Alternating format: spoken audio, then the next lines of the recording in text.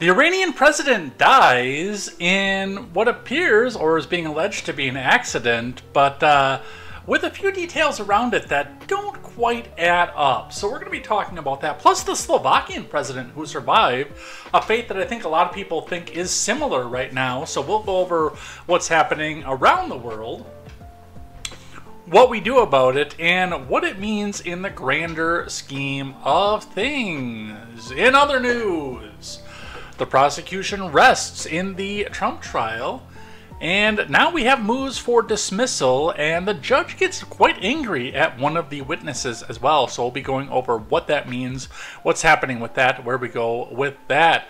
Justice Alito is under fire because 3 years ago, and we're only hearing about this now, the flag was flown upside down outside of his house.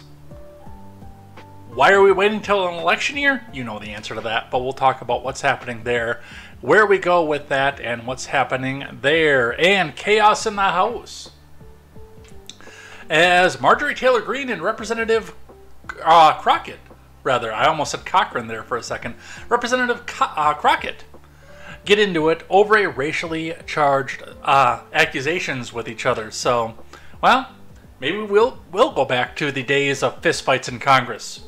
Who knows? We'll see what's happening with that. Plus, we've got things that I like and things that I hate over here on Contemporary. So strap yourselves in, find some friends, because we only grow if we go by word of mouth. So go ahead and tell some friends, get some food, and get your family close, because we've got 2 hours of news, unless, of course, we get knocked off because of weather. And I say, don't you know? You say, you don't know.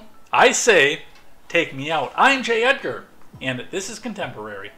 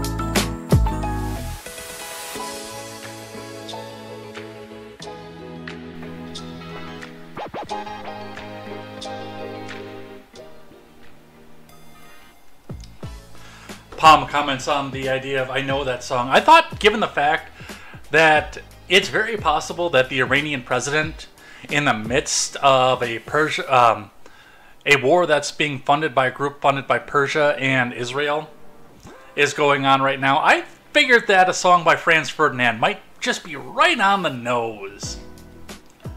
Don't you think? Or do I just have a completely dark sense of humor? I have no idea. Good evening. Hi. Hello. My name is Jay Edgar, and we are here to talk about the news. Full disclosure. They are talking softball-sized hail outside, 75-mile-an-hour winds, which you guys will be able to hear that before we have to go sign off, or before the power goes out. I can tell you that right off the bat, because I have both of the major windows in this little closet that I live in open. So if we get to that wind, you're going to know what's happening with that. And tornadoes in the area. Supposedly starting around 8, so probably around the tail end of this. If, for whatever reason, it comes early, or the power goes out because of something downstream in the power grid or something else like that, the remainder will be rescheduled for this coming Thursday. And we'll go through with that. Now, as far as the recording goes, I don't know how that's going to work. Some of this may have to be done in the background, and we may get cut off. And the audio format may get moved until Friday to be released. I'm shooting for that not happening. But, you know, anything can happen at a point like this. So we'll be watching for that to see where that goes. But we do have a lot of news to go over here today. And well, it's depressing because we're going to be talking mostly about the government here today, but I do have some things that I like and some things that I hate to close out the show. So, before we get started, a couple things first off, and I don't know if they are in right now, if my parents are watching. I sent them the link at this point, but they typically do dinner time things at this point. But if you do see my mom's name pop up through the live chat, tell her happy birthday. It's my mom's birthday today, so make sure you guys do that if you see her there. And we'll be saying the same thing to Palm on Friday, by the way. That going on as well. And also, before we get started, make sure you guys go check out great programming from great shows such as The Daily Ignoramus and Overruled with KTZed. Those are great people. They are great friends of mine. I miss them every day. It's been about a year since I've seen them, and go and check them out because you'll be happy that you did. If you like true crime, you'll like what KTZed does, and I mean, Steven Ignoramus has had one of the more fun live streams, and he goes daily still. I know that I have dropped off from daily at this point, but go check them both out. It's going to be a great time, and it's fun to go and put some of your eggs in those baskets as well. So go check those out. And we've got to get down into the news for the day. Let's get all the live chats up here the way I want them. We've got the Rumble going. A few people watching over on the Rumble side. Thank you for that. Feel free to live chat. And feel free to live chat, by the way, anywhere. And it's because the more you chat, except on YouTube where I'm algorithmically demoted for talking about the news, the better we do. So that'll raise us to the front of Kick, that'll raise us to the front of Twitch, that'll raise us to the front of Rumble. So do that as well. And another little side note for that, I've got my water distiller running, so if you guys ever need some distilled water, and that's the only product that'll be distilled in there, do let me know here, because I'll be making it a little bit non-stop here as we test that thing out, and we gotta get into the news. So let's check in with the live chat and see what we got going on here. I've got a Margaret Cam over on Kick. I don't know if that's going to be a legitimate or not. Palm is first. Vong is here. They're talking about Pokemon. There was a Legend of Zelda song going on here when I got started. And actually, when the camera flipped over, it was from Yoshi's Island, which is one of my favorites, by the way. I've been playing that a little bit on my Switch on Nintendo Online. And going back to the memories, I loved that game. Palm says, I just called my dog Floofy Butt and he came. I tried to do that yesterday, and he wouldn't. So, Mog says, I call mine Dumbass, and she comes too. Yeah, Palm's dog answers to that as well. I can say that. Mog says, the Mogwai has been marked safe from Iranian chopper flights. We'll be talking about that at the top of the show. Dodo turned into many things, including Butthead, Dumbass, and Floofy Butt. Yes. Palm, I know that song. Yeah, that's kind of on the nose when we're talking about possibly assassination attempts.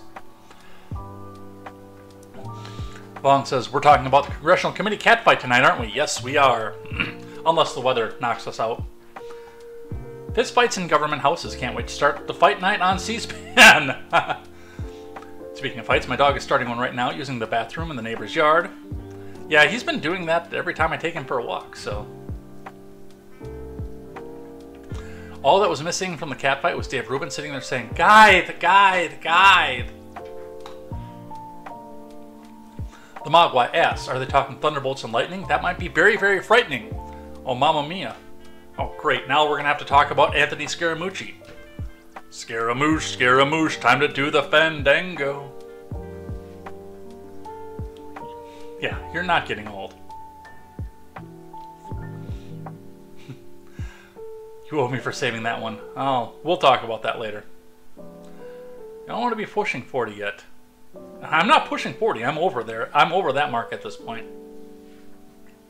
Although I was told recently that if I dye my beard, I might not look it. Or I can just shave the whole thing off. Which will be happening around Halloween, because my Halloween costume again requires it this year. So we'll be doing that. But with that, the news. Let's get started. And we're going to start off right away, just like I said, talking about Franz Ferdinand moments, with Iran. From the Dissociated Press, this is with live updates. Iran's president killed in helicopter crash, election set for next month. From the Associated Press, Iranian President Ibrahim Raisi, the country's foreign minister, and others have been found dead at the site of the helicopter crash after an hours-long search through foggy mountainous region of the country's northwest. State media reported, "I guarantee that there are no foggy mountain boys there." A little bit of here's what to know. Cause of crash. State TV gave no immediate cause for the crash in Iran's East Azerbaijan province. Mohammad Mokhbar, Iran's first vice president, is set to serve as the country's acting president until elections are held, which will be next month.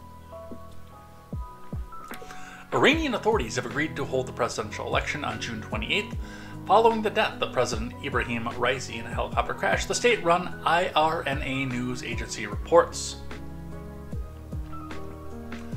A couple other quick updates. The White House says it does not expect the deaths to have any substantive impact on the U.S.-Iran relationship. We'll be talking about that a little bit more as we talk about what's next from this. Shiite Muslims in India hold candlelight vigil for Raisi and other leaders.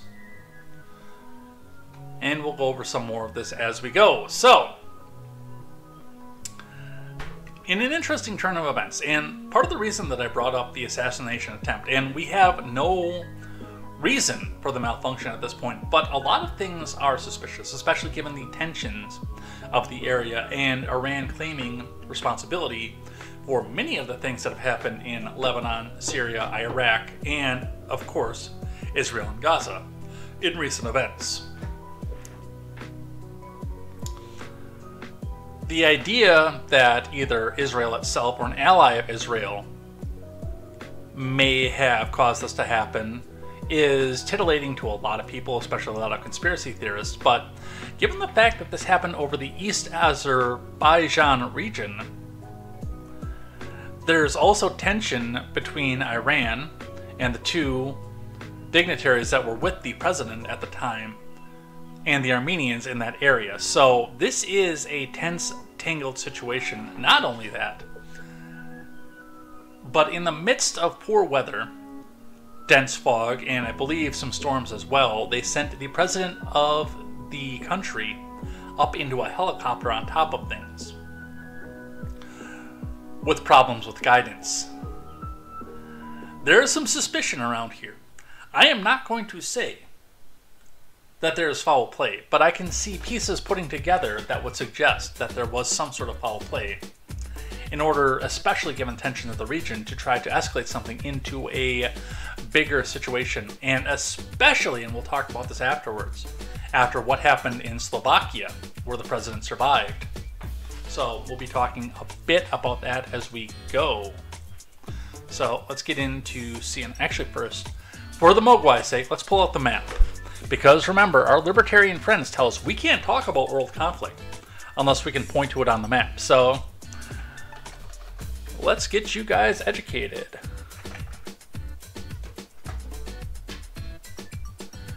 Open in maps.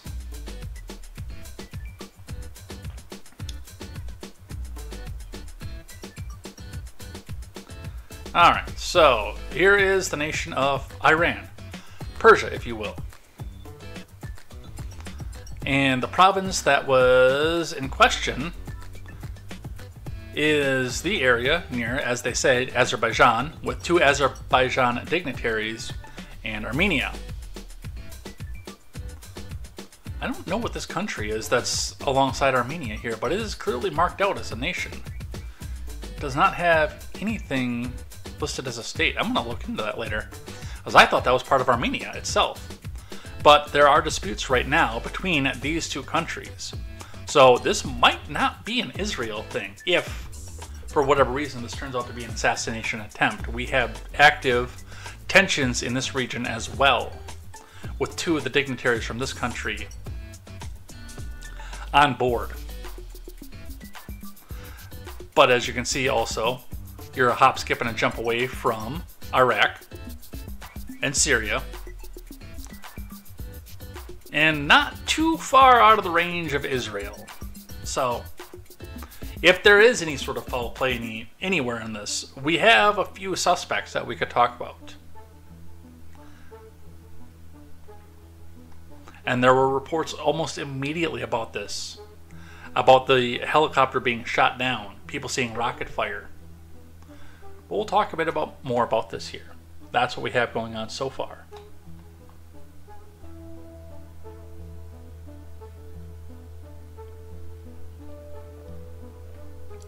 Palm is applying for a new job. Wish me luck as I hope for a promotion. My electricity flickered. Uh-oh. Don't die. Mog says map equals bonus show. You know, you keep saying that, and the last couple times it hasn't happened. Partially because I've had plans with Palm. I used to know where all the countries were in 6th grade. Georgia? Georgia's right there. I don't know what this one is. I'm on the coast of South Carolina. We keep power through a hurricane, but lost it on a lovely clear day. In my town, a friend across town lost power for multiple days. I never lost power during that storm. Well, interesting. Alright, enough live chat off of that one. Let's talk a bit more about what's going on here. I'm going to take the live announcements out.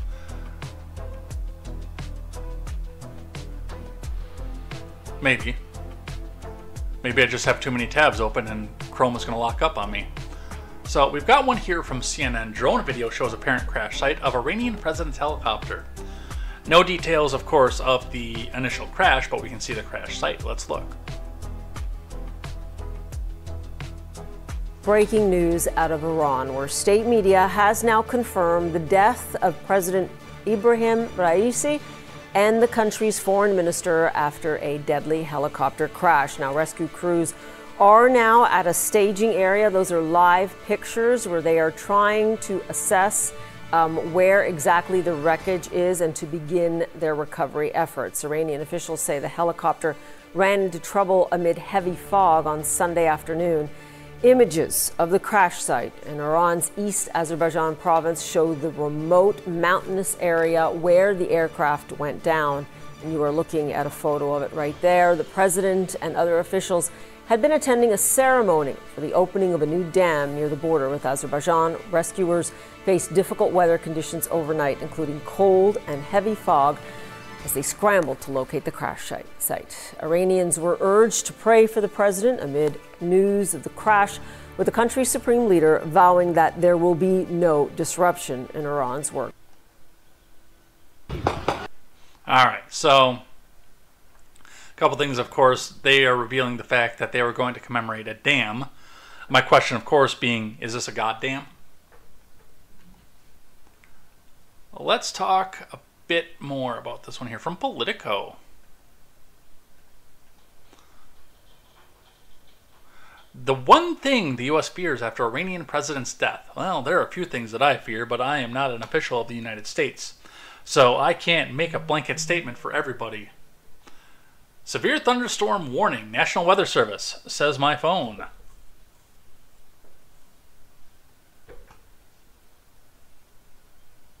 You think the country of Georgia has a batshit crazy woman like MTG? I'm sure they've got a lot of batshit crazy people.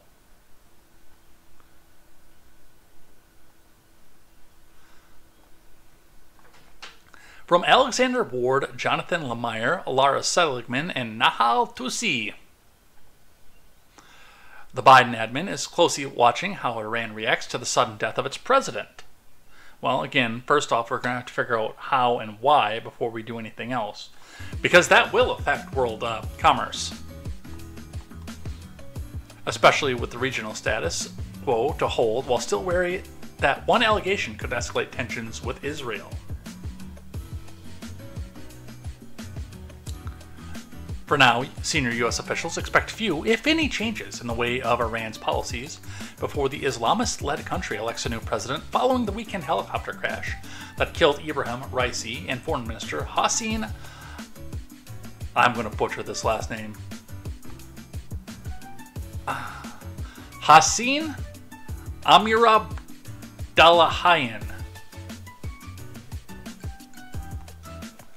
Iran's supreme leader, Ali Khamenei, remains the country's top authority. The immediate political uncertainty revolves around who will be elected the next president, a constrained process effectively controlled by the country's hardline clerical leaders. A more long-term question, one Iran is likely better prepared for, is who will succeed Khamenei. As supreme leader, Raisi had been a potential candidate, and his death adds more succession uncertainty. Washington is watching to see how Iran handles the political crisis and what it means for the supreme leader competition, the timing of which could depend on Khamenei's health. That is, by the way, I believe the same Khamenei that was featured in the futuristic Cafe 80s in Back to the Future 2. Starring, of course, opposite a computerized Ronald Reagan.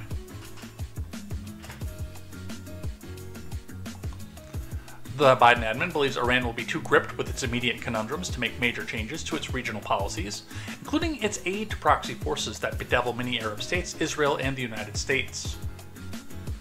See, I don't know about that. I'm not betting on any policy changes, said a senior admin official, like 5 others granted anonymity to discuss internal thinking about the sensitive situation. Anonymous sources. Unnamed sources. Mogwai, where's the cat?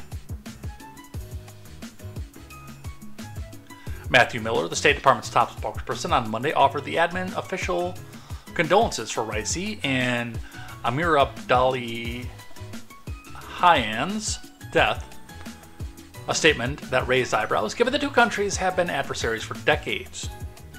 As Iran selects a new president, we reaffirm our support that the Iranian people in their struggle for human rights and fundamental freedoms, Miller also said in a statement.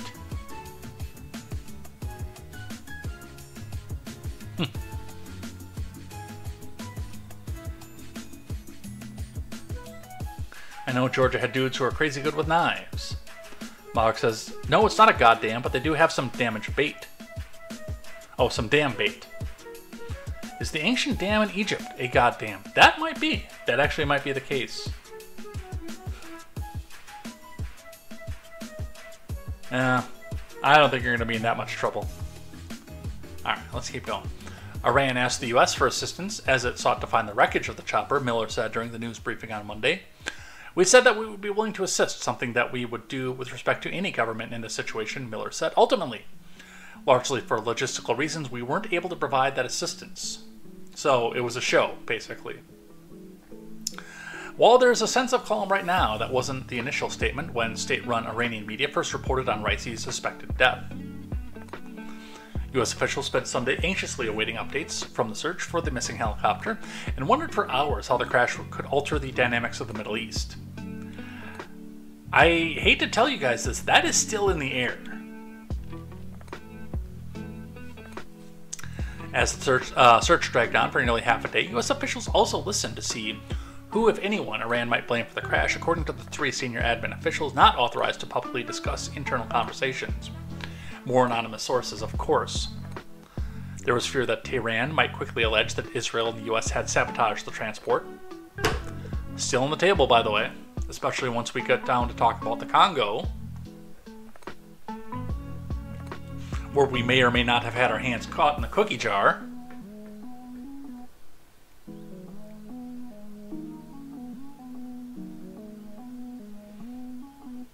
Even though there was no initial intelligence to suggest anything other than a crash in bad weather. For a little while, it was not a crazy question to ask, is this how World War III begins? Said one of the officials. I'm still wary of that, still, again, to this day. And a single death of a dignitary would not ordinarily by itself push me to that situation. But the fact that we had 2 of these in a row, right before another coup in another country that we have interests in, that we actually did get caught with our hands in the cookie jar for. So, a lot of stuff going on here, a lot of stuff to talk about with that. In the nation of Iran, from the New York Post, Iranian women celebrate the death of President Ibrahim Raisi, who led brutal crackdowns on rights. From Emily Crane.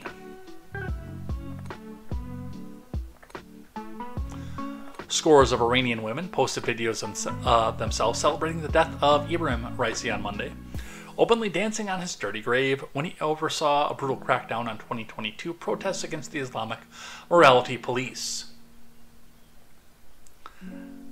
keep in mind that they are allied with Russia as well. Raisi, a reviled leader known as the Butcher of Tehran, died when his helicopter crashed in a remote region of the country on Sunday.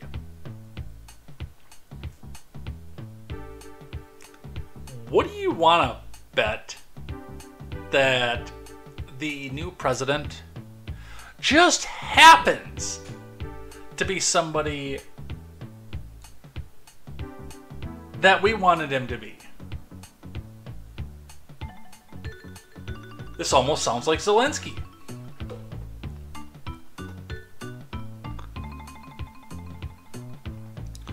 While the Islamic Republic's supreme leader, Ali Khamenei, announced the 5 days of public mourning in the wake of the 63-year-old's death, a slew of women took to social media to share clips of themselves throwing back drinks and otherwise cheering his demise. "We freely dance and celebrate on your dirty grave," one woman. I feel like I shouldn't be reading that name even though the New York Post made it public, because that feels like that is putting a target on that person's name. Yeah, we're gonna back off on that one. She was blinded by Iranian security forces after taking part in mass protests across Iran in 2022 that were sparked by the death in custody of Mahsa Amini, who was arrested for not properly wearing a hijab in public. This person filmed herself smiling and dancing alongside another person I will not name, who lost her right arm after being shot by cops during a women's rights protest during the same period of unrest. The daughters of a woman killed during the same protest shared a clip of themselves toasting the news of Raisi's death, with the song "Helicopter" by Bosnian singer Fazliša blasting in the background. That's weird. That still makes me wonder if there was some sort of foul play involved. So, yeah, they're dancing on the grave. They're seeing what's happening with that. CNN with the "Here's what happens next." We'll go briefly into this one because I do think Politico covered that properly. But I want to touch on just a little bit of this. From Nadine Ibrahim. Once seen as a likely successor to the supreme leader, President Raisi has died, leaving the Islamic Republic's hardline establishment facing an uncertain future. An ultra-conservative president, the 63-year-old, killed Sunday along with Foreign Minister Hossein Amir Abdullahian and other high-ranking officials in a helicopter crash in Iran's remote northwest. Their death comes at a delicate time for a country that faces unprecedented challenges at home and from abroad. The Islamic Republic's economy remains crippled by American sanctions, its young population becoming growingly restive, and the country faces increasingly belligerent adversaries in the Middle East and beyond. Again, my question comes in as, wouldn't it be weird if the next president of Iran just happens to be the guy that's sanctioned and approved of by the Biden admin? Wouldn't that be strange?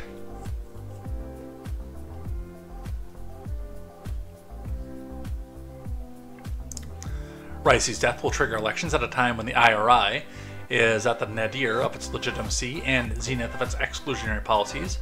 Ali Vaiz, Iran project director at the International Crisis Group think tank, said on X, "Here's what comes next." Power has been now transferred to Mohammad Makbar, who served as Raisi's vice president and was on Monday approved as an acting president by Ayatollah Ali Khamenei, the final arbiter of the domestic and foreign affairs with the Islamic Republic. Not as well as known as Raisi, Makbar is another admin. Sanam Vakil, director of the Middle East and North African program at the Chatham House think tank in London, told CNN's Becky Anderson, "He's close to the IRGC, close to the levels of power," Vakil said, adding that he is likely to present a model of business as usual in the coming days. But the country must by law hold elections within the next 50 days on Monday. Iranian state news IRNA says Iran's presidential elections will take place on Friday, June 28th. Candidates can register from May 30th to June 3rd, and campaigning will run from June 12th until the morning of June 27th, it added. So we will see who gets nominated for what is, for all intents and purposes, a pretty ceremonial role, honestly. With the Ayatollah, of course, being able to step in and subjugate any decision that the Iranian president or vice president at this point makes. So we do have that to consider as we go through this as well. In coincidental timing, before we move off of the Iran issue, the ICC, hold on, I didn't archive this one and I don't know why, and I know I should have. So let's figure out if we can get that one set up, or at least tell me, hey, I'll fix it next time. Yeah, like that one. Netanyahu has had an arrest warrant in about the same couple days. Holy crap, it got dark out there in a hurry. Alright, it's time to cross your fingers, because this might be the storm that knocks us all out.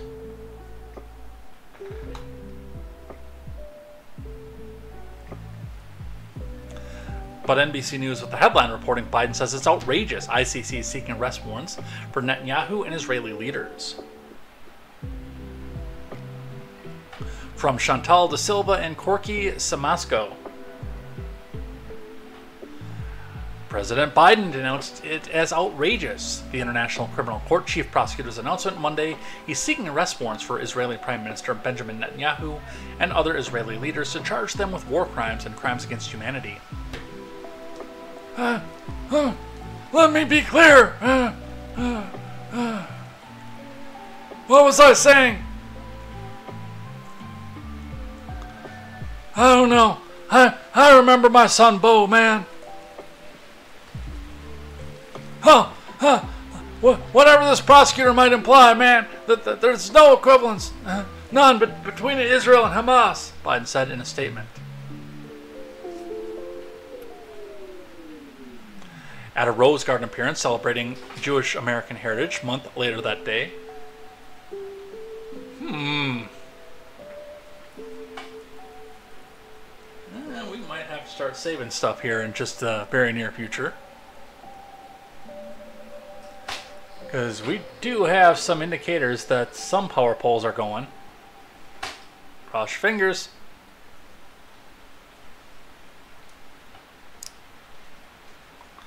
At a Rose Garden appearance celebrating Jewish American Heritage Month later that day, Biden said that Israel wants to do all it can to ensure civilian protection, man. And what's happening is not genocide, man. We reject that. Come on. Let me be clear. We reject the ICC's application for arrest warrants against Israeli leaders. Secretary of State Blinken echoed Biden's forceful response to the announcement that the prosecutor intends to hold Netanyahu and other Israeli leaders, along with Hamas leader Yahya Sinwar and the other Hamas leaders, responsible for Hamas's attack on Israel on October 7th and subsequent invasion of Gaza by Israeli forces. It's shameful, Blinken said. Hamas is a brutal terrorist organization that carried out the worst massacre of Jews since the Holocaust. Not true, by the way. And is still holding dozens of people hostage, including Americans. What's interesting about this, I might have to go close the window, by the way. I gotta go at some point. We'll see if we can watch a video while we're doing this, but I gotta go check and make sure it's not raining in my bedroom, on my bed.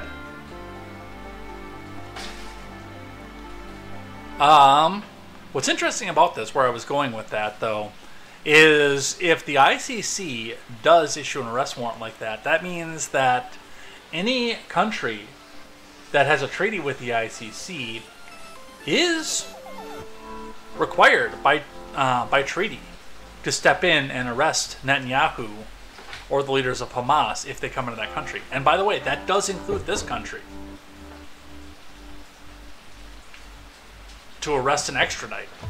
Now, as the chief law enforcement officer of the country, Biden may be able to come back out and say, fuck that, man, I ain't doing that. Or at least the person who's pulling Biden's strings may be able to come back out and do that. He does have the purview to issue that, but that would be a question for what that would do to the treaty that we have with, and what it will cause the ICC and the countries that are participants in that to do as retaliation. So some things to watch with that as well. I honestly think this is mostly symbolic, and I don't think anybody's going to run out to arrest Netanyahu. But give me just 1 second. I gotta go check on my windows. I will be right back.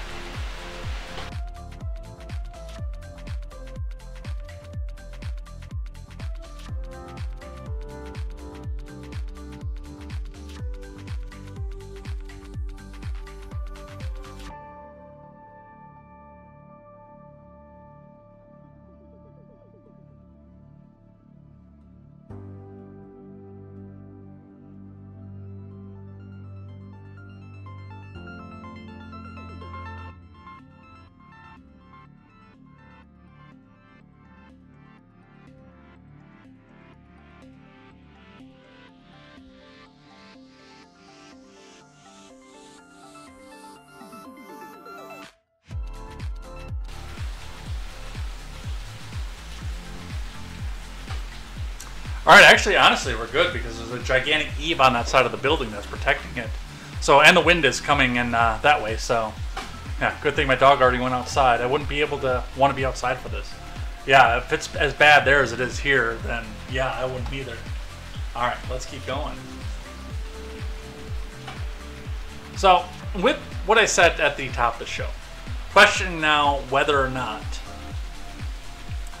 there was deliberacy to what happened with the Iranian president. I missed this last week. This actually happened before Contemporary last week, but with as loaded as the show was, I was not able to talk about this one. But Slovakia's prime minister also got shot last week, but he survived. From CNN, Slovakia's prime minister Fico shot multiple times in politically motivated attack. And by the way, we know full well that this one was politically motivated because the guy that they caught was very, very pro-open immigration and pro-left-wing policies, and, well, Prime Minister Fico was not. From Ivana Katazova, Shugam Pokarel, and Zahid Mahmoud. Slovakia's Prime Minister Robert Fico was rushed to the hospital in critical condition on Wednesday after he was shot 5 times in an assassination attempt that shocked the country. The attack took place after an off-site government meeting in the central Slovak town of Hendlova. The suspected gunman was among a small crowd of people waiting to greet the Prime Minister on the street outside the cultural center. Where the meeting took place, local media reported. I'm just going to check the weather. I hear sirens already, which I'm guessing there's probably some sort of accident somewhere at this point. Pull that up real quick. Oh, I guess we're in a warning now, not a watch. Kaboom.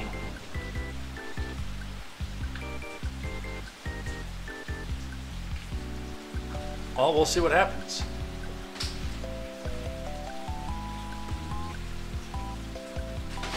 Footage from the scene shows the gunman approaching Fico and firing at him from close range to across the security barrier. The injured Prime Minister is seen being bundled into a vehicle by his staff before it speeds away with him inside. Fico was taken to a local hospital and transferred by helicopter to a major trauma center about 20 miles or 30 kilometers, if you speak in communist numbers, away in Banska Bystrica.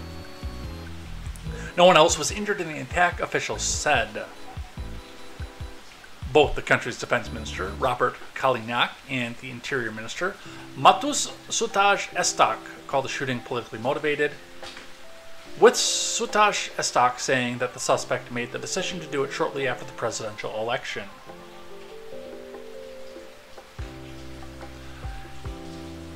In an emotional news conference outside the hospital, the two ministers said Fico was fighting for his life after the shooting and had been, at that point, in surgery for 3.5 hours. Later in the evening, Slovakian Deputy Prime Minister Tomas Taraba said he believed the Prime Minister would survive following the surgery that went well, and it was not in a life-threatening situation at the moment. So, and yes, he did make it.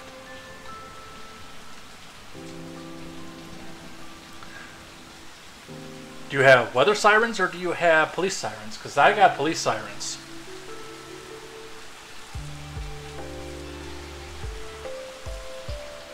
I was very shocked and tried to contact people to figure out how serious his condition was. Taraba said in an interview with BBC's NewsHour program on Wednesday, recalling the moment he heard about FICO's shooting.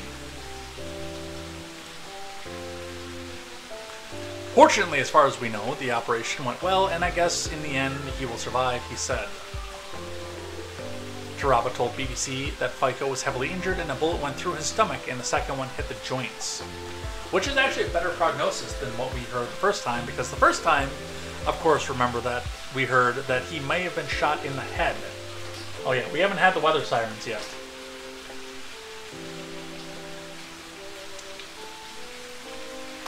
The official statement posted on FICO's official Facebook said the PM was taken to Banska instead of the capital city of Bratislava because an acute intervention was necessary. Henlova is about 2 hours' drive from the capital of Bratislava. Slovakia's defense and interior ministers blamed the rising hate speech and division for the political atmosphere in the country, which they said led to the assassination attempt.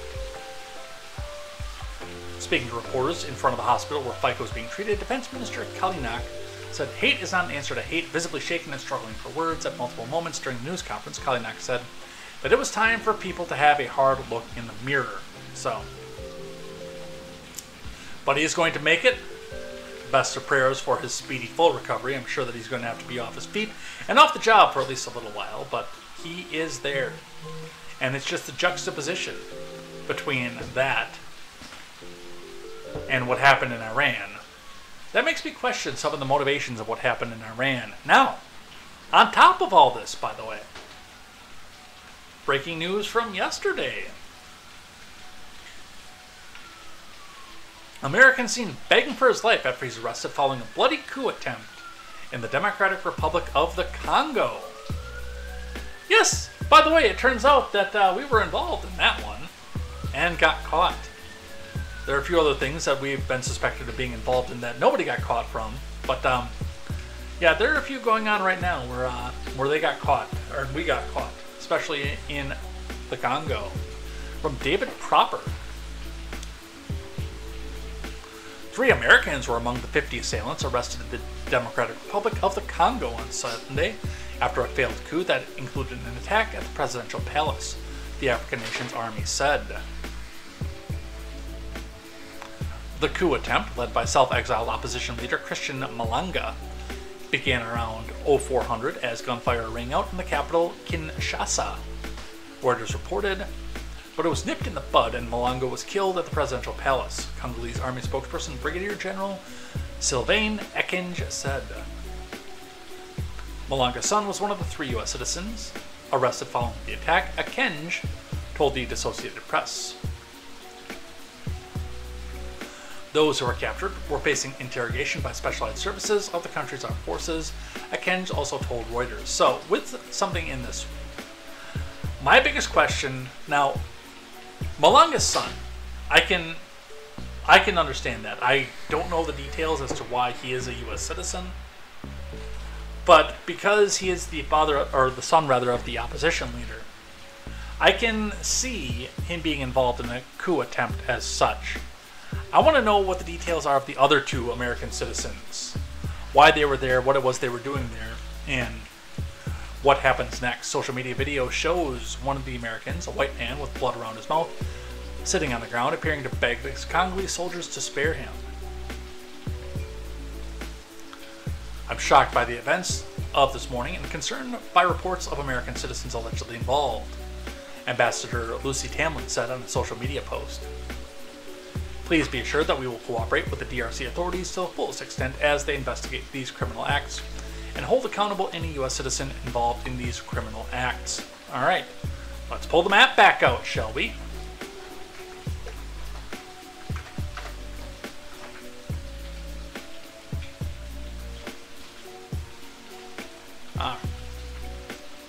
To the map. This is the Democratic Republic of the Congo. Now, there has been, in recent years, a lot of shifting, a lot of coups, and a lot of disputed territories. in the continent of Africa. Somalia and Ethiopia have had a disputed land border for at least 20 years. Kenya had one not that recently, and they still have one now with South Sudan, but they also had one with Ethiopia and Somalia as of times of recent that appears to have been resolved at this point.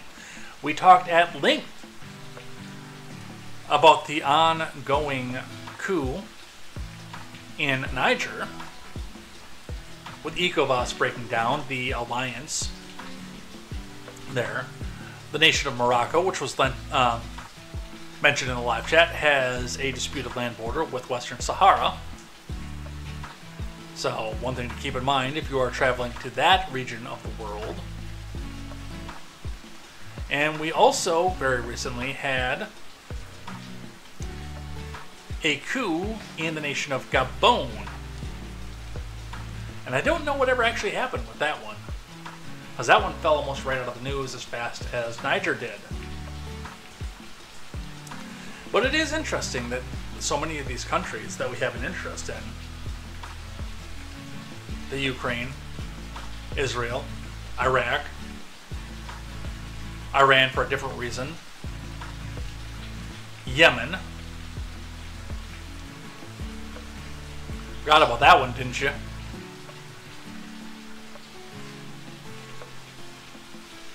Are all having major problems with their political structure, and this one we got caught with, so I guess we'll have to see what's happening with that. We'll touch on this a bit more here.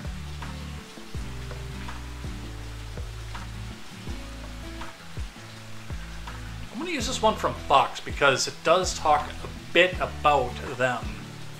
Americans in alleged Congo coup plot formed an unlikely band. From the Associated Press.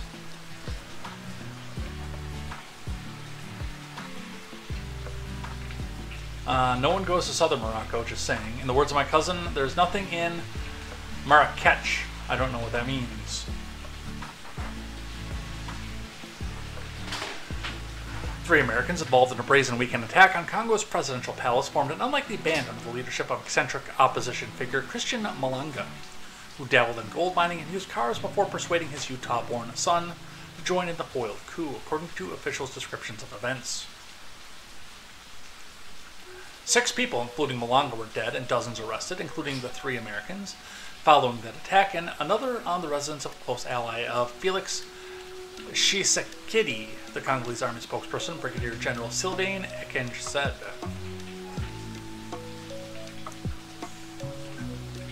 Ekenge said Malanga was killed in a shootout early Sunday. With presidential guards, the situation is under control, he said. Authorities said they're still trying to untangle how Malanga's 21-year-old son, Marcel, went from playing high school football to allegedly trying to unseat the leader of one of Africa's largest countries. My son is innocent, his mother, Brittany Sawyer, wrote in an email to the Associated Press, declining to elaborate. Sawyer had regularly posted proud family photos on social media, including one in December showing Marcel, a young sister, and a toddler hugging in a matching Christmas pajamas in 2020. She posted photos of Marcel lifting weights and dancing during the Pinko-Pox lockdowns. In a Facebook post early Monday, Sawyer angrily wrote that her son had followed his father. This was an innocent boy following his father. I'm so tired of all the videos being posted all over and being sent to me. God will take care of you people. One video that circulated on social media showed the son alongside a bloodied white man whose identity was unclear, both covered in dust and surrounded by Congolese soldiers. Marcel had his hands raised and a frightened look on his face. It was far from the persona that Marcel appeared to have been building in videos recently posted on Facebook and TikTok, showing him posing with stacks of dollar bills and talking about women. Actually sounds like quite the pairing. His father, Malanga, had described himself on his website as a refugee who thrived after settling in the US with his family in the 90s. He said he became the leader of a Congolese opposition party and met with high-level officials in Washington and the Vatican. He also described himself as a devoted husband and a father of 8.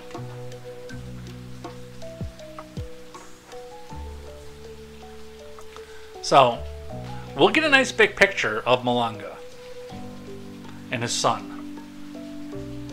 I guess it doesn't really look like they're going to tell me about, because I thought with the headline they said an unlikely band. Here we go. A second American allegedly involved was identified as Benjamin Ruben Zalman Polan, according to images of a U.S. passport circulated by Congolese media. He graduated from the University of Colorado and attended business admin classes at Georgetown. He later started a commodity trading business and worked as a courier and Uber driver, records show.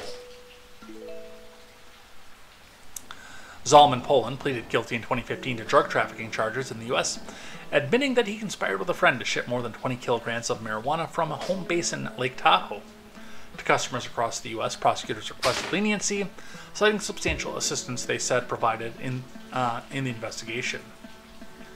No information so far was released on the third American. I have questions, by the way. I know it's been a meme around here when I say that I have questions, but I definitely have questions about this one.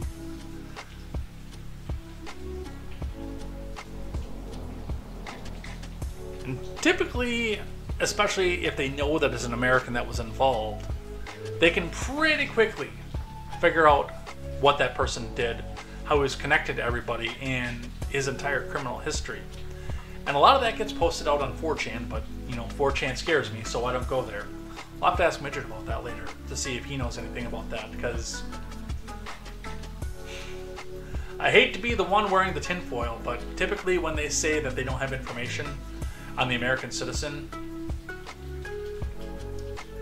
that means it's that they don't want the American people to know the information about the American citizen. Because it might be a little bit too on the nose. That concludes the top half of our foreign war news. We will see if we wake up tomorrow in World War III. I don't think we're there, but it's interesting nonetheless. Alright, hold on. I need a drink for a little bit, because now we're going to go talk about the Trump trial. Actually, we don't have a lot to go over on this one. The prosecution has rested. The defense is doing their damnedest to lose this case, because it could be over in 2 seconds, but they have filed for a dismissal on it. I know for a fact Merchan is not going to run a dismissal unless there is damn good evidence to do so. There are suspicions that his family's been threatened, and there are suspicions that he's being paid exorbitant amounts of money to keep this going. But let's talk a little bit about what happened in the courtroom this week. From the Associated Press, judge in Trump's hush money trial threatened to remove witness from court for behavior on stand. From Michael R. Sisak, Jennifer Peltz, Jake Offenhartz, and Alana Durkin-Richer. The judge in Trump's hush money trial cleared the courtroom of reporters on Monday and then threatened to remove the defense witness from the trial altogether because of his behavior on the stand, which included making comments under his breath, rolling his eyes, a court transcript showed. I hate to say it, that's probably how I would be if I was in that situation too.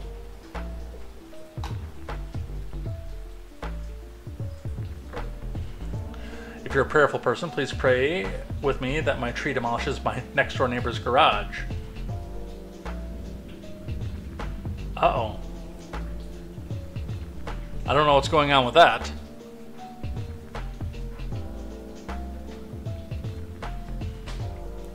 Judge Merchan told Robert Costello, a former federal prosecutor, that his conduct during testimony was contemptuous. Costello aggravated Merchan repeatedly, in part by continuing to speak after objections were sustained. A signal to witnesses to stop talking. At one point, Costello remarked, "Geez," when he was cut off by an objection. He also called the whole exercise ridiculous. Geez. The exchange came towards the end of a heated day that included the prosecution's star witness admitting to stealing tens of thousands of dollars from Trump's company. Trump's lawyers also pressed Merchan to dismiss the case after prosecutors concluded their presentation of evidence. The judge didn't immediately rule on that request.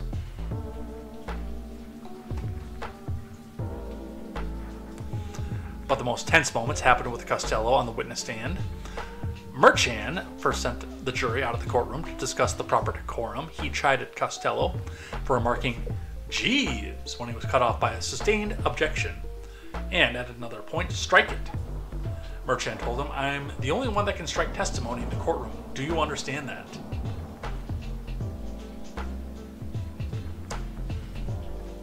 And then, if you don't like my ruling, you don't give me a side eye and you don't roll your eyes.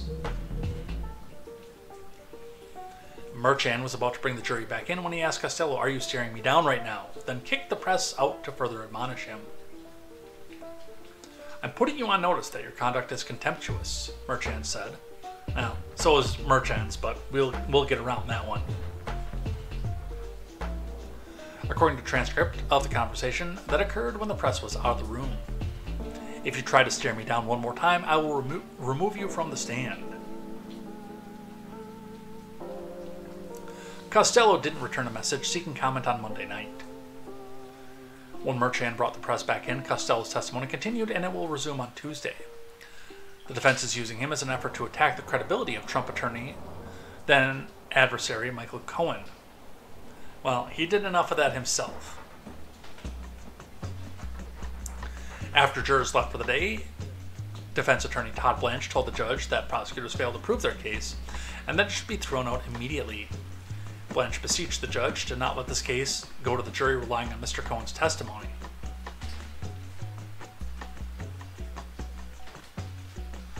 The judge appeared unmoved by the argument, asking the defense attorney whether he believed that as a matter of law the person not so worthy of belief that it shouldn't even be considered by the jury. "You said his lies are irrefutable," the judge replied, "but you think he's going to fool 12 New Yorkers into believing this lie?"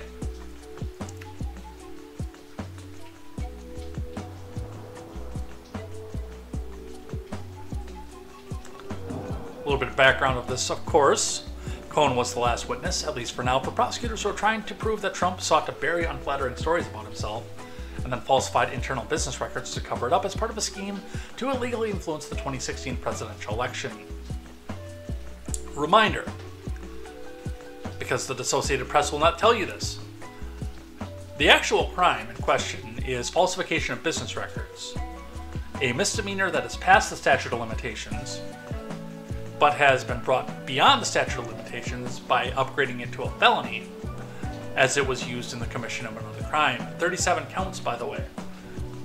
But the other crime that it was in the commission of was not charged or indicted, or even alleged.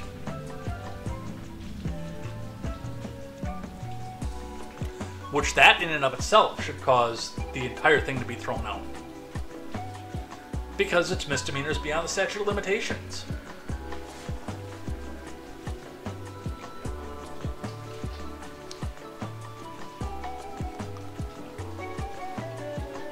I did not get video of the exchange.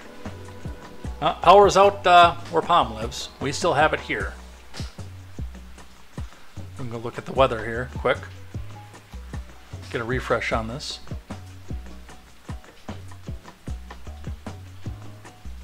Yeah, you guys are getting worse up there than we are here, so.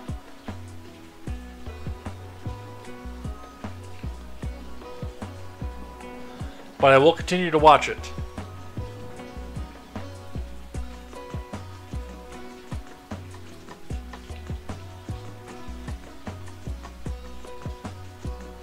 We've had some flickers, and that's about it.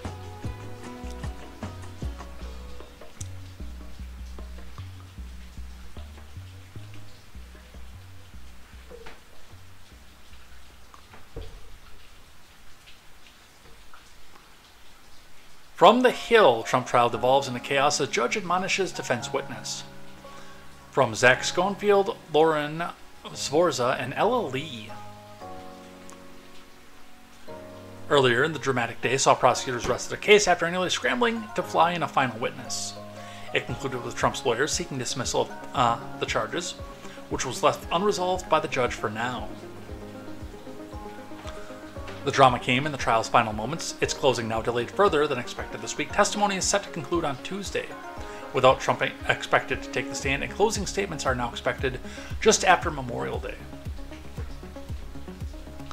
The most striking moment of the day came after the defense called to the stand Bob Costello, a former legal advisor to Michael Cohen, prosecutor's star witness, who made hush money payments at the center of the case.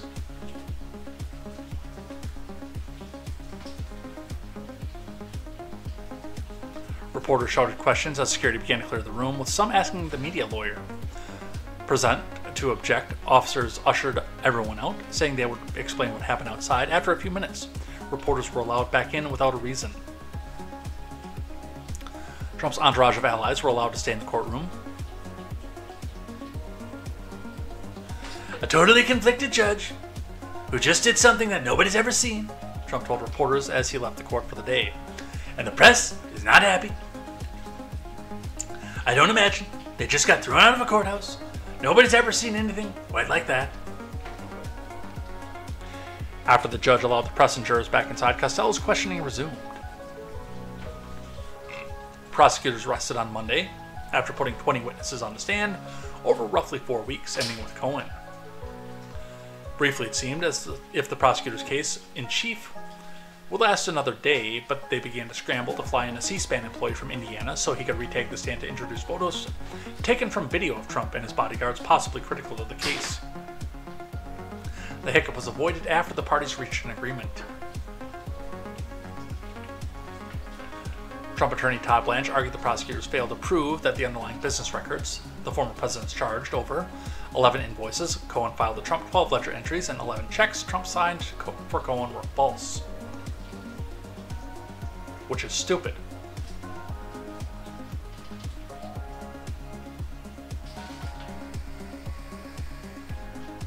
So, it's been a crazy trial. I don't know what's going to happen with the jurors. I predict a hung jury, because I'm sure that there's at least one person on there who is so fully Trump deranged that he has to convict no matter what. And I'm sure that there is at least one person on the trial who is so in the tank for Trump that he has to acquit no matter what. I don't think we're going to get 12 out of this. I think this is going to be a hung jury.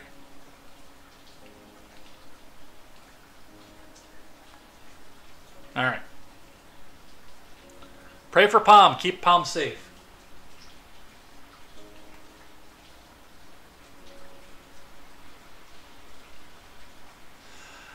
One of the big events of this, and one of the big arguments that were on X today,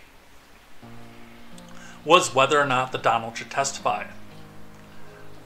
Now, this is something, and this goes all the way back to the first time we heard the fact that he was going to go to court. And I said, at the time, you can go back and find the replays of this all the way back in the beginning. No, he should not take the stand. Nobody should take the stand. And I understand. I think that there's a lot of bravado among the Trumpy conservatives out there that if you go and take the stand, you're magically going to get the same treatment that Rittenhouse did. I am here to tell you what happened with Kyle Rittenhouse on the stand turned out very, very well for him. But it should come with a gigantic red asterisk. Results not typical. If you're the accused and under some circumstance somewhere you misrepresent just the smallest detail in your testimony while you're standing in front of a prosecutor and you're the accused on top of it,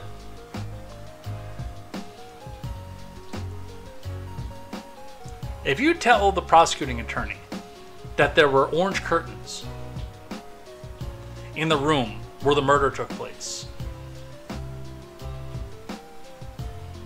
and the curtains come in, and somebody comes out and says, no, they seem to be more yellow, they can get you for perjury on that, and they will. Lawyers have no shame, especially prosecuting ones.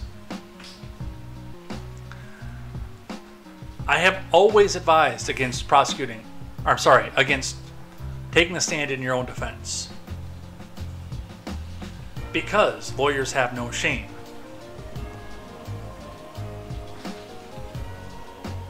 And I do think that a lot of the people on X were trying to go Trump because, you know, he's got an ego. Well, we know he's guilty because he pled the Fifth, which he didn't. He didn't take the stand. He's not required to. The Fifth Amendment exists.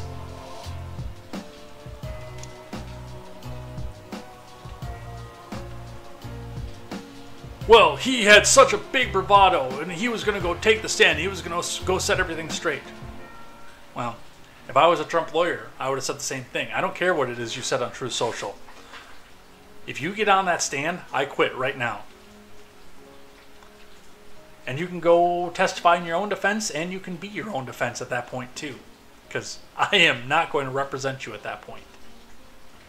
End of story.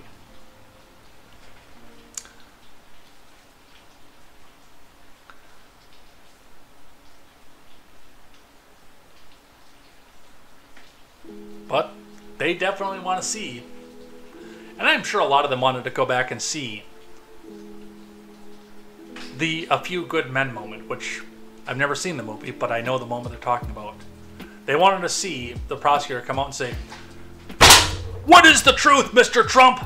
You're a coward!" or something to that effect.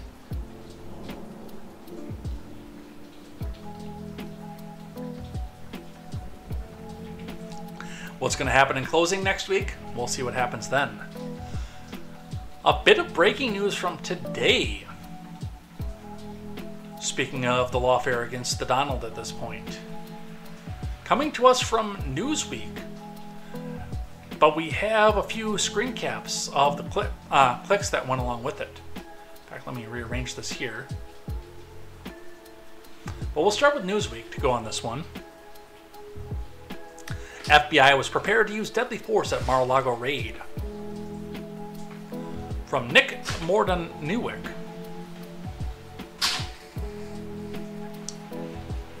A new court filing, unsealed Tuesday, provides a behind-the-scenes look at how the federal agents prepared and executed the raid on Trump's Mar-a-Lago residence in August of 2022, including deadly force being within the mission's guidelines.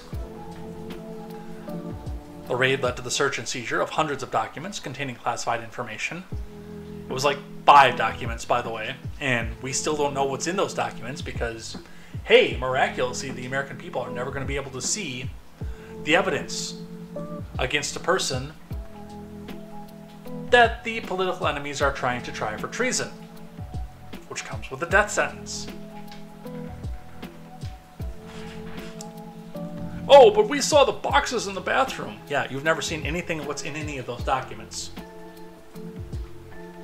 Whether or not the jury would be able to, if this case were not on indefinite hold, would be another story entirely. Last June, the presumptive nominee pleaded not guilty to 37 charges associated with his alleged lack of returning classified materials after his term in the White House concluded. The former president's motion to the U.S. District Court for the Southern District of Florida challenges the legality of the FBI's raid in addition to the special counsel's office allegedly violating his attorney-client privilege. An operations order of the 9 a.m. raid that was produced in discovery contained a policy statement regarding the use of deadly force, which said in part law enforcement officers of the DOJ may use deadly force when necessary. But here's where it gets even more interesting. Agents on the scene of the raid, who were instructed to wear unmarked pullover collared shirts, had planned to bring standard issue weapons, ammo, handcuffs, and medium and large size bolt cutters. So, let's get this straight. We have plainclothes officers with no identifying marks that they are FBI agents, attempting to enter the home with a warrant as a raid of a former president who is surrounded by Secret Service agents with the authorization to use deadly force if necessary. And we'll look over some of the documents that got shared about this too. But that raises the big question right there. Was the plan to have a shootout with Secret Service agents? Was this just a standard operating procedure, which is a likely possibility in a situation like this?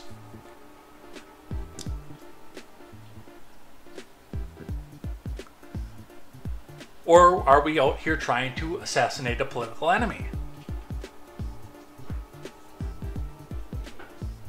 A contingencies plan was also created in cohesion with the raid, showing the paramedic be at the scene in case someone was injured.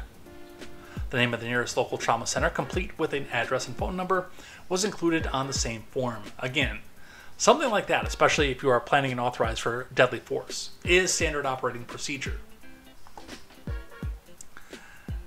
And my next question would be, of course, would there have been a possibility to rescind some standard operating procedure if we're in a situation because we know that the person is surrounded by Secret Service agents? Or, hey, maybe wear those nice, flashy blue vests with yellow lettering on them, so people know that you're the FBI and don't come back and raise a gun because, hey, the Secret Service is sworn to protect the president. I have so many questions about this. Let's have some of the documents here. Breaking 911 showing the first round here. Breaking documents reveal Biden admin authorized the use of deadly force during the Mar-a-Lago raid. With a highlighted portion, of course. Law enforcement officers of the DOJ may use deadly force when necessary. Agents planning to bring standard issue weapons, ammo, handcuffs, and medium and large size bolt cutters, but they were instructed to wear unmarked polo or collared shirts to keep law enforcement equipment concealed. That in and of itself, I don't necessarily think that that was intended to put a false sense of security, if, of course, we go to the worst conclusions. Playing devil's advocate, if this was a situation where they were trying to go back and force a shootout with the Secret Service, I don't necessarily believe that the collared shirts were to try to lull the Secret Service into thinking that these are just standard intruders. I think that was to keep the guests at the Mar-a-Lago from spreading around on social media before the news was ready to come back out and put the story public that, hey, FBI agents are here, what's going on? Julie Kelly, with a more complete list, including the image we just saw, but with a series of other X's, giving us an idea of what was expected from this. Julie Kelly reporting, oh my god, armed FBI agents were preparing to confront Trump and even engage Secret Service if necessary. They were going door to door to terrorize Mar-a-Lago guests and even pick the locks. Contingencies. Should former president alive at Mar-a-Lago, FBI, EM, and OSCs, which I don't know what these acronyms are right offhand, will be prepared to engage with the former president and Secret Service security team. Should the Secret Service provide resistance or interfere with FBI timeline or accesses, FBI will engage with Redacted, and Redacted will engage with Secret Service POCs per existing liaison relationships. Should Mar-a-Lago guest reception be unwilling to provide a list of occupied guest rooms, FBI search team will knock on each guest room door to determine occupation status. FBI will request a map, list of rooms, and skeleton key or card for all rooms from Mar-a-Lago staff.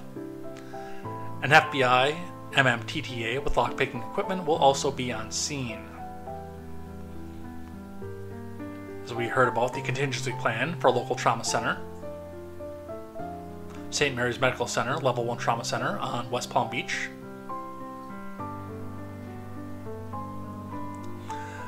Here's the use of deadly force instructions attached to the FBI's operational instructions. Head of Washington FBI Field Office when this was executed, Stephen D'Antuono. Recall who authorized the raid, Merrick Garland. So we have Redacted. Secret Service and other law enforcement agencies deemed necessary. Mar-a-Lago security staff. Execution occurs during off-season date range. Redacted. Redacted will be on site standby for questions at the FBI WPBRA. Let's see. Deadly force may not be used solely to prevent the escape of fleeing suspect. Firearms may not be fired solely to disable moving vehicles. Specifically, firearms may not be discharged at a moving vehicle unless a person in the vehicle is threatening the officer or another person with deadly force by means other than the vehicle, or the vehicle is operated in a manner that threatens to cause death or serious physical injury to the officer or others, and no other objectively reasonable means of defense appear to exist, which includes moving out of the path of the vehicle. If feasible, and if to do so would increase the danger to the officer or others, a verbal warning to submit to the authority of the officer shall be given prior to the use of deadly force. Warning shots are not permitted outside of the prison context.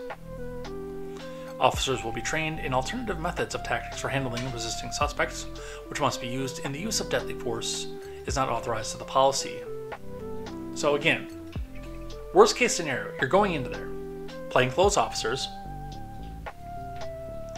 no identifying marks, against the agency that is tasked with protecting the president, even to the risk of their own lives.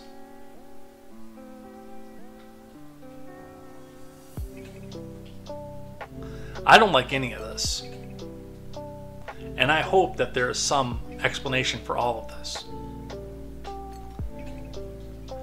Justice Alito, in what I actually consider to be one of the dumber political ideas in the news cycle this week, even though it happened 3 years ago.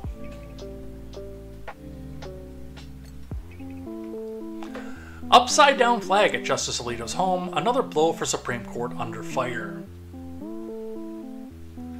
From the Associated Press.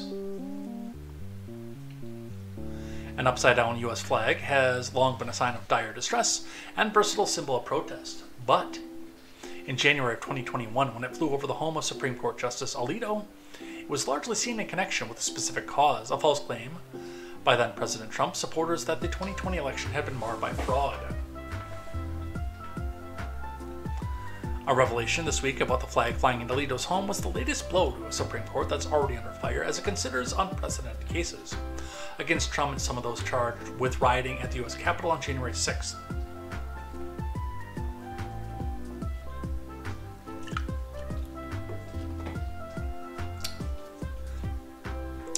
Alito has said the flag was briefly flown by his wife amid a dispute with neighbors, and he had no part in it, but the incident report by the New York Times adds to concerns about an institution that's increasingly seen as partisan and lacking strict ethical guidelines.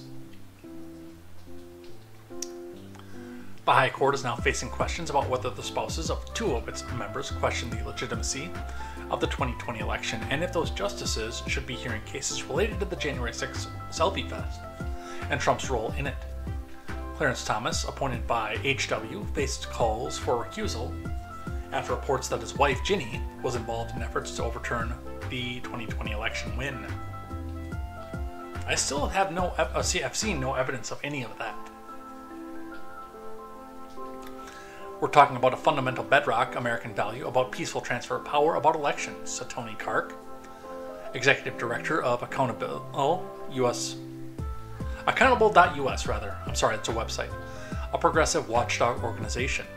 It's just the integrity of the democratic process. Several Democrats, including Dick Durbin and Hakeem Jeffries, called for Alito to recuse himself from Trump-related cases. Justices can and do voluntarily recuse themselves, but those are their own individual calls and they aren't subject to review. There was no indication Alito would do so. He did not respond to a request for comment sent through the court's Public Information Office. While the Supreme Court long went without its own specific code of ethics, an institutional reputation of staying above the political fray has long helped bolster its relatively high levels of public trust. But in the wake of 2022 decision overturning Roe v. Wade, a public trust sank to its lowest level in 50 years. There's also been sustained criticism over undisclosed trips and gifts from wealthy benefactors to some justices. The High Court adopted a code of ethics last year, but it lacks the means of enforcement. So, that right there by itself tells me that this is all about trying to shift the makeup of the court to make it less favorable to the president, and has nothing to do. This is all political. has absolutely nothing to do with attempting to bring one thing into justice, or what they actually perceive as a problem. And let's be completely honest, left-leaning justices have a long history of making political statements. Ruth Bader Ginsburg among them being one of the most prolific of them.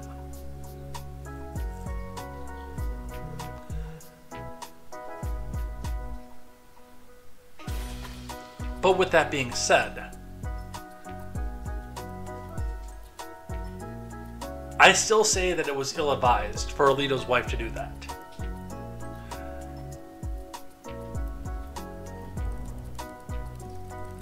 This all happened long before the Code of Ethics went into place as well, over 2 years before this. Why did we only hear about this now? Well, I have an idea that it has something to do with the fact that it's an election year. In fact, it was brought to my attention on X earlier today, questioning why it was that Merrick Garland waited so long, or the DOJ waited so long to bring these sorts of charges that we're seeing right now. And again, a lot of it comes down to the fact that, hey, we're finally in an election year. And oddly enough, things that would affect public opinion are just coincidentally happening in the midst of an election year. So,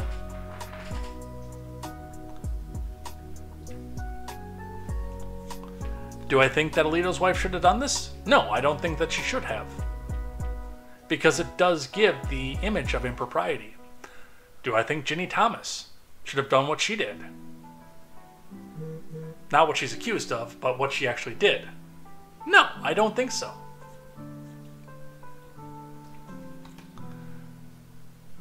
Clarence Thomas has been under fire for this since the beginning. And Biden was one of the big people who were trying to get him off the court to begin with, so. Let's read one briefly from Yahoo News. GOP senators ding Samuel Alito over upside-down flag, from Igor Bobek. Now, take this with a grain of salt, because this article originally appeared in HuffPo. Uh-oh, what did I just do? Go back. Republican senators criticized Justice Alito over the flying of an upside-down American flag at his house following the January 6th selfie fest. Mog, are you still here? Your senator is on stand on this one. Emotions are apparently high in that neighborhood, sugar. But no, it's not a good judgment to do that. Lindsey Graham. Lindsey Graham! The top Republican on the Senate Judiciary Committee told HuffPo on Monday. I don't know what role. He said his wife was insulted and got mad. I assume that to be true, but he's still a Supreme Court justice, and, people have to realize that moments like that, to think it through. Last week, the New York Times revealed that an upside-down flag flew outside the conservative justice's home for several days. Alito said that his wife put up the upside-down flag after a dispute with the neighbors over insulting language on yard signs, including one sign that blamed her for the January 6th selfie fest. And again, I remind you, the New York Times has been sitting on this story for 3 years. 3 years they've been sitting on this story. Not a word, nothing. And then, 6 months before a major election, hey, now we're going to hear about this.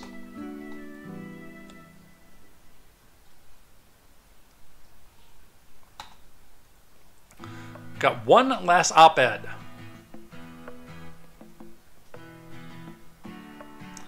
From The Hill.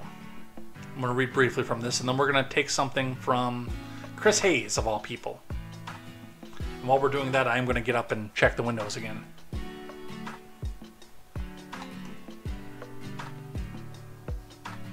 Justice Alito lets his freak flag fly. From James D. Zirin.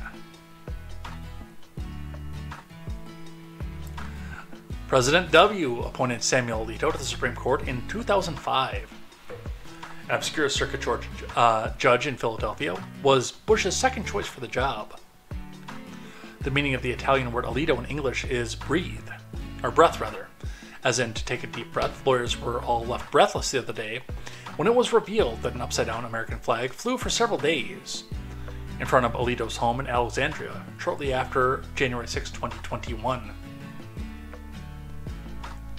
Previously, there had been little doubt that Alito was an extremist judge with radical right-wing biases. Now there is none.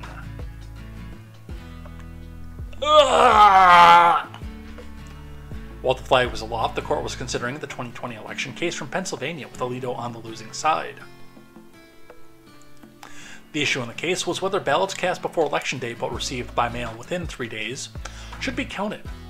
An upside-down American flag is generally identified with a Republican distress. On January 6, it was identified that the Stop the Steal movement and the Pride Boys, a far-right organization which participated in the Selfie Fest, the claim to steal was, of course, the big lie. Alito tried to make light of the brouhaha. He said his wife had erected the flag to protest neighbors' F Trump signs. He said he hardly noticed the flag. Tell me another one. I had no involvement whatsoever in the flying of the flag, Alito said to the New York Times. It was briefly placed by Mrs. Alito in response to a neighbor's use of objectionable and personally insulting language on yard signs. Judicial experts said in interviews the flag was a clear violation of ethics rules which seek to avoid even an appearance of bias and could sow doubt that Alito's impartiality on cases related to the 2020 election and the Capitol riot. But again, they are trying to retroactively enforce rules that were not in place at the time.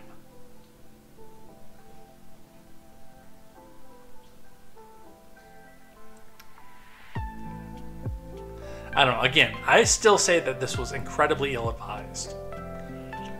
Yes, the wives of Supreme Court justices have the freedom of speech, but it would be wise of them to consider how their freedom of speech affects their husbands, especially if they're in a high-profile situation like this.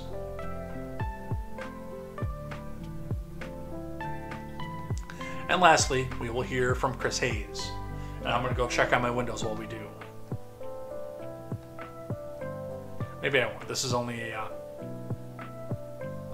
minute clip. I thought this was a longer one. All in with Chris Hayes, Richard Blumenthal. There's absolutely no way that Alito can sit on a judgment of the two cases where Trump's interests and the Selfie Fest itself were directly involved. Let's listen. My reaction is there is absolutely no way that Justice Alito can sit in judgment on the two cases where Donald Trump's interests and the insurrection itself is directly involved. He has disgracefully and shamefully displayed the flag in utter disrespect, but even more, he has shown his bias when it comes to those cases. In another era, there would be absolutely no question about the need to question his resignation. But this court has been so disrespectful of basic standards of decency that it may well kind of be taken for granted. But here is the simple truth. He owes the American people and the Congress an explanation. It may well be there needs to be a hearing about how this kind of disrespectful display of the flag occurred. And without question, he needs to recuse himself from those cases, step aside on all the cases that involve Donald Trump. Again, I got to go with the spare me on this one. While I do think it was ill-advised, there has been a concerted effort from the end of the Trump presidency on January 20th and even before to reshape the makeup of the court and when it well, in anything in and of itself, but especially when it comes to cases that involve the presidency. And we didn't hear about this for 3 years. And it just happened to be on an election year. So take that for what it is, for what you see it as. I'm going to take it with a massive grain of salt myself. All right. Now for Vaughn. Slow news day. Marjorie Taylor Greene shares video response to body comments. So we had a fairly interesting exchange during a House Oversight Committee meeting this past week, in which there was a bit of a catfight on the floor between the representative from Georgia, who I still believe is a plant by Democrats, and Jasmine Crockett of, I don't know where she's actually out of, where she represents.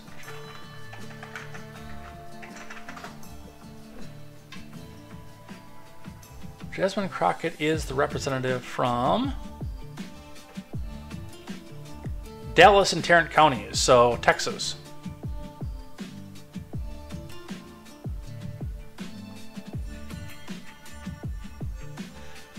But let's start here with Newsweek with the Greene response. I might switch, jump around on this one. No, I'm going to start with this one. Marjorie Taylor Greene has posted video of herself working out, seemingly in response to comments made about her body during a House Oversight Committee hearing on Thursday. Yes, my body is built and strong, not with nips, tucks, and plastic or silicone, but through a healthy lifestyle, the Republican from Georgia posted to X, formerly Twitter.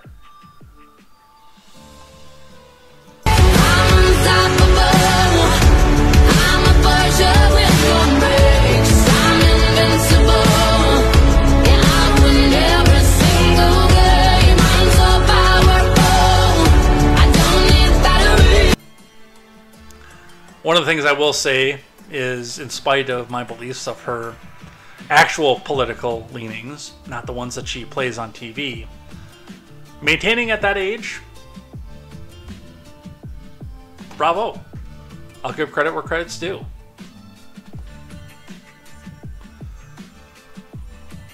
The video comes after last week's hearing devolved into a clash between female lawmakers over their appearances. The hearing was supposed to be over whether or not to move forward with a contempt resolution against A.G. Garland. The video of the back and forth has since gone viral on social media, which we can see here. LA Magazine says, what do you think about this exchange between AOC, MTG, and Crockett? Let's watch. I'd like to know if any of the Democrats on this committee are employing Judge Merchan's daughter. Please tell me what that has to do with Merrick Garland. Is she a porn star? Oh, Goldman. That's right. He's advising. Okay. He's advising who? Do you know what we're here for? You know we're here about AG. I don't think you know what you're here for. Well, you the one talking about. I think your fake eyelashes are messing up. No, what you're ain't reading. nothing. Hold on. Listen. Order. Mr. Chairman, that's beneath would even you you please regain order of your committee? Order. I do have a point of order, and I would like to move to take down Ms. Greene's words.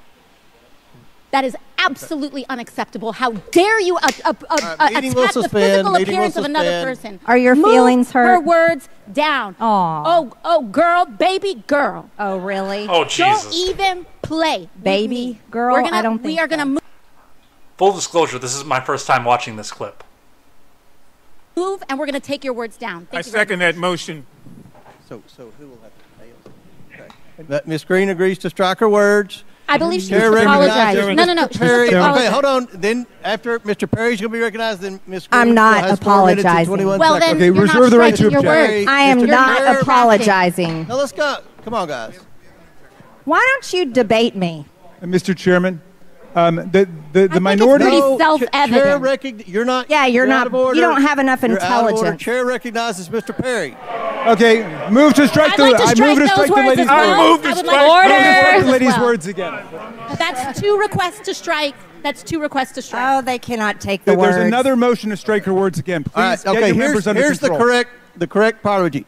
Ms. Green, do you agree to unanimous consent to strike your words?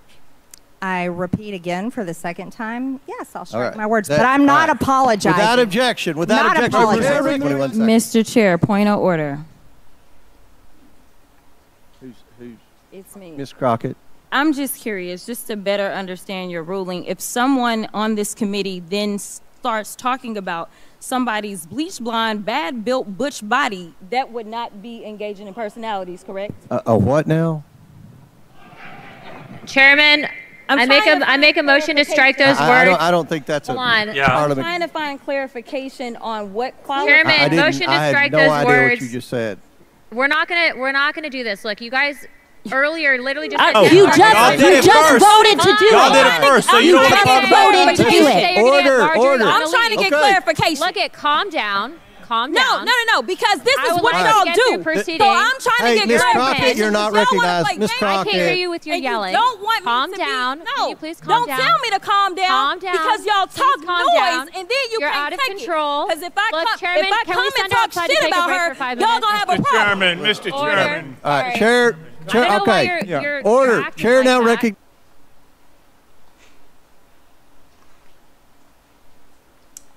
Wow. I wish I would have watched that sooner. That's all that I have to say about that.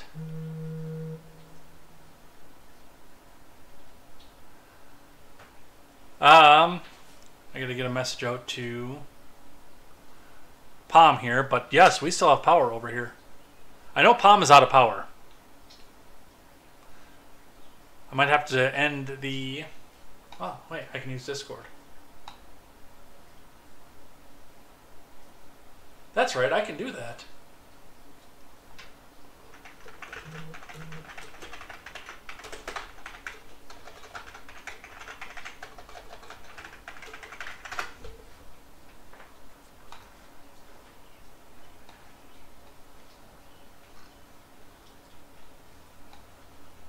All right, the clash between Jasmine Crockett, a Democrat of Texas, and Green started when Green brought up the daughter of Mershon, the judge presiding over former President Trump's hush money trial in New York. Crockett asked what that has to do with Merrick Garland, and Green said a remark about Crockett's appearance, which sparked the chaos in the hearing room. I don't think you know what you're here for, Green shot back. I think your fake eyelashes are messing up what you're reading. And then AOC got involved in that. Absolutely unacceptable, Poppy. How dare you attack physical appearance of another person, okay, Poppy?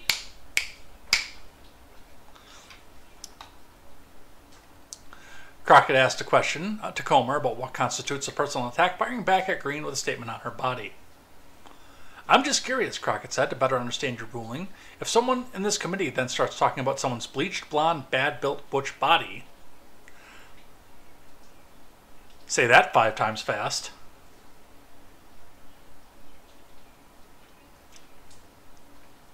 That would not be engaging in personalities, correct? Crockett told CNN over the weekend she does not have any regrets about her remarks on Thursday. Mogwai says, MTG, is the video done? Good, give me my damn lucky strike and another fucking PBR. I don't get the World Star reference, by the way. Mog says, oh my god, it's the fucking judge from My Cousin Vinny. Utes? Bleach, blonde, bad-built, butch body might be my fantasy football team this year. Awesome.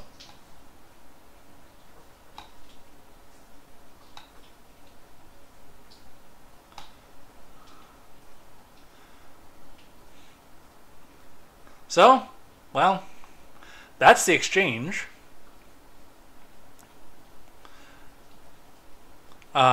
Quick one from the USA Today. Marjorie Taylor Greene and Alexandria Ocasio-Cortez fight during House hearing. From Sudiksha Kochi.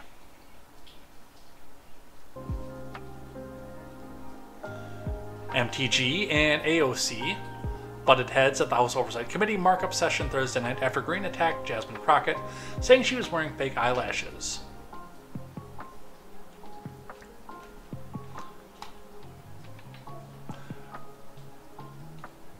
We heard Cortez say, it's absolutely unacceptable. How dare you attack the physical appearance of another person?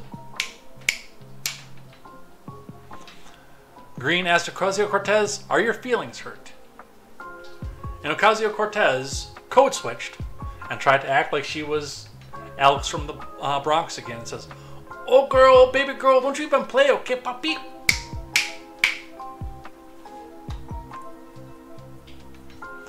With the call for the debate as well. So, yeah, I'm going to say right off the bat, we might get into a situation where there are fistfights on the floor of the House again. Yeah, that's a repeat of the big clip that we saw there.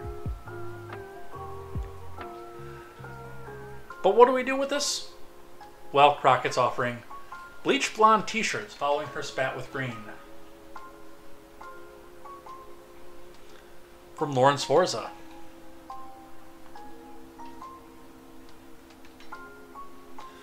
Jasmine Crockett. And I will be shutting down the Instagram feed in just a moment here because I just got the 15% warning on my phone. Is launching a Crockett clapback collection of t-shirts meant to raise money for Democrat candidates, following the attention on her clash with Marjorie Taylor Greene.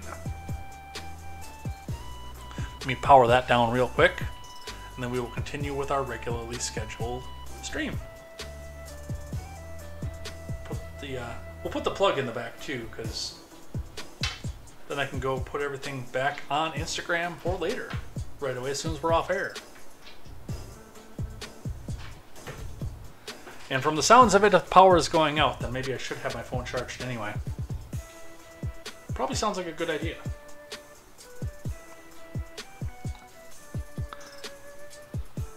Crockett wrote on the social media platform X that she will be launching a merchandise collection that will feature various swag that includes random things, she said. This will include her comment that appeared to target Green during a House Oversight Committee hearing last week.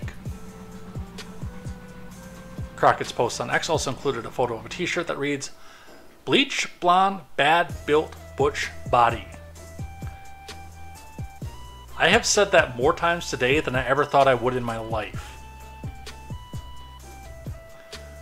Which she said will be available first. She said she needs a little time to get the merchandising available online. That money will go to ensuring we have a Democratic House. Although by the time you get it up there, the meme will probably be over at this point. This is the House in a 24-hour news cycle.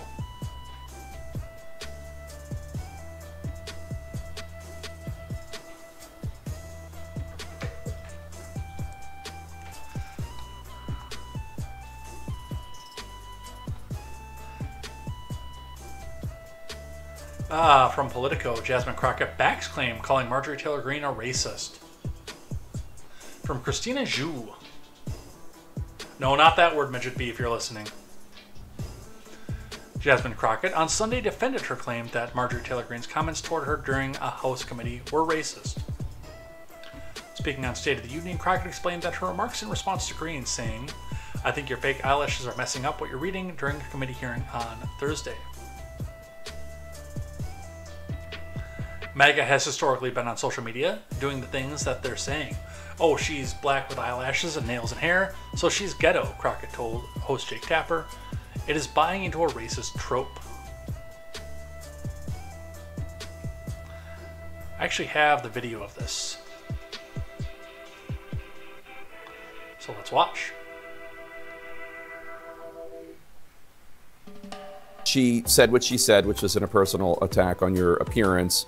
And then the Republicans refused to take her words away. Yeah. Because they said it wasn't a personal attack. And then you said something about, you didn't mention her name, but you obviously were talking about Congresswoman Greene, bleach blonde, bad built, butch body.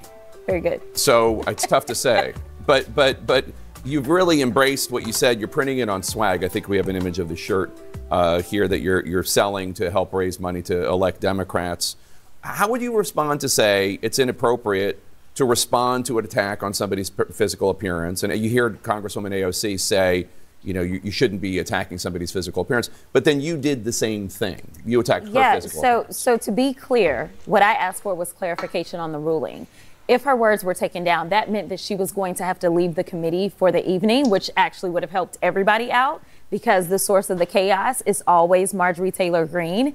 But the chairman was concerned about his votes. He was concerned about whether or not he would be able to move forward with contempt. And so therefore... It's contempt of the... Yeah, they were the... Of Merrick Garland. Yeah, for the Attorney General Garland. Absolutely. Yeah. So therefore, I'm like, what are we doing? So what are the parameters? And I generally wanted to know. So I did not state anything to her. I specifically asked a question, and I didn't even mention her name. Mm-hmm. And so it was for clarification, and that's what I asked for. And he obviously didn't hear me. Okay, yeah, and I hear that, but she went after your appearance, and then like you went out, like you went back at her 1,000-fold. I did, in a very lawyerly way. But obviously she started it. I'm not disputing that, but do you regret that at all? I don't. You don't? I don't. Because here's the thing. I signed up to be a member of Congress. That didn't mean that I was supposed to walk into a position where I'm going to walk in and be disrespected. It's already a hostile work environment being there, and we do have rules. The problem with MAGA is that MAGA does not respect rules, nor do they respect the law. That is exactly why they're all running up to Trump's trial, because he's in trouble not because of some big conspiracy by the Biden administration. He's in trouble because he fails to respect the law. The reason that the Supreme Court right now is debating whether or not Trump can commit crimes or any president can commit crimes and then be let off is because they have no respect for law. The party of law and order is gone at this point in time. Let's turn to... And then Fetterman and AOC got into that as well. I have said since basically Marjorie Taylor Greene came onto the spotlight, I believe her to be a plant, a Democrat plant, in fact. When I look at her actions, when I look at the fact that she says the things that make MAGA cheer a little bit too perfectly, I legitimately think that she was a Democrat. That her campaign, however scary it was, she pointed an AR-15 at the squad, was overlooked. Even though it was the reason that she was taken off committee assignments while she was in the House. The first term. I mean, if that was enough for her to be called out for that, don't you think that would have been national news at the time? It wasn't. We didn't know about her until she made her first attempt to have Joe Biden impeached. I don't think she is legitimate. I think that she is out there with a script saying, hey, this is what people think that MAGA is. So you go out here and you say this and you act like this and you do this.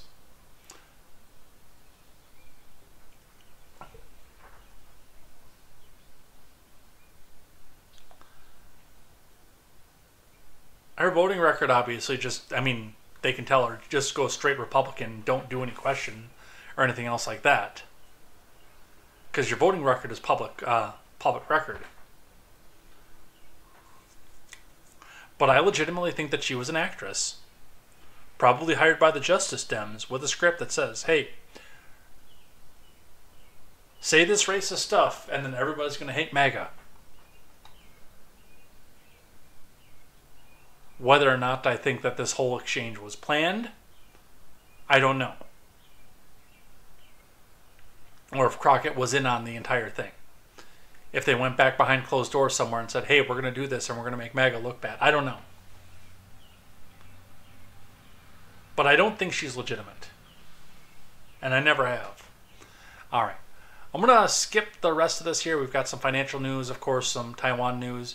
I wanted to talk about Harrison Butker, but I do think that, especially since I didn't archive this one, I'm going to save this for a one-off video for Harrison Butker because I have some things to say about that. But we're going to move on to some things that I like and some things that I hate. But first, by popular demand from Mr. Chili Turtle, we are going back to the beginning of the rules of acquisition. In fact, we'll cover two today because one was added, but I don't consider it canon because of Star Trek Online. So, as we concluded last week, the rules of acquisition, the Ferengi Code of Conduct for their capitalistic religion, have been noted throughout several iterations of Star Trek throughout the years. The Ferengi use these rules of acquisition to determine where they will stand at the end of their life, when they go to Ferengi Heaven, which is the Grand Divine Treasury rather, and bid on their next life with the social credit that they got from following these rules every week. We go through one of these rules. We are starting again from the top, explain how it is used in canon and how it is used, how we can use it in our everyday lives, if we can. Some of these, of course, are too over the top for even the most hyper of hyper-capitalists. So, they added one since we started here before, the zero rule of acquisition, what the Negus wants we acquire. This is from Star Trek Online. We are striking that from canon, although there is a very, very deep deference to the Grand Negus in Ferengi society. And we will go on to the first rule of acquisition. Once you have their money, you never give it back. This is from DS9 episode The Negus. And PRD, I think it's Picard episode First Contact. I don't know what PRD is. I'm gonna figure that out right now. Prodigy, that's what it is. The Nickelodeon animated series.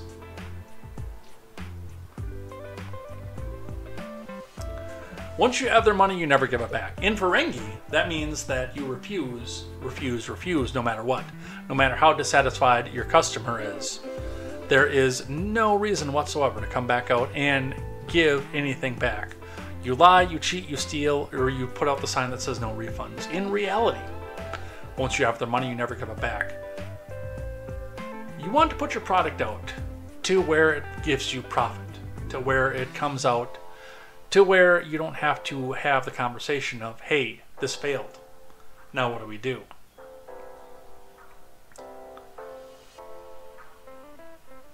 And therefore, you conduct your business practices in a way where you don't have to give money back, because when you lose money, you lose profit. And when you lose profit, you lose your social credit, and you can't go to the Divine Treasury and bid on your next life. So, number one, once you have their money, you never ever give it back. We will review more of this as we go next week. Let's move on to some things that I like and some things that I hate. Things that I like today. The Fallout series. I have finished all 8 episodes of the Fallout series. Now, my first disappointment. Something that's bothered me for quite a while, in fact, about television in its serialized form in Netflix and other sort of streaming services is the length of seasons. For whatever reason, is now 6, 8, 10. Whereas in a time when Deep Space Nine was out, we got 22, 25, 30 sometimes episodes in a season at an hour to pop too. But I did finish the 8 episodes of the Fallout series, and I had a mostly positive experience. We watched the trailer when I first started watching it, of course, but I wanted to talk a bit about some of the things that they did and some of the both fears and excitements that I have for the upcoming series. For the upcoming season, rather. Now, they did spoilers ahead. If you have not watched the end of the series, cover your ears now. Are they covered? Are you ready? All right. The showrunners of the Fallout series made a bold move by nuking Shady Sands off the face of the map. But realistically, once they went back and explained it, it made sense. There were a few problems that I had with the lore, especially with power armor, which you're supposed to have an attachment to the back if you're going to do a jetpack, not coming out of your hands like fucking Iron Man. That was number one problem that I had with all this.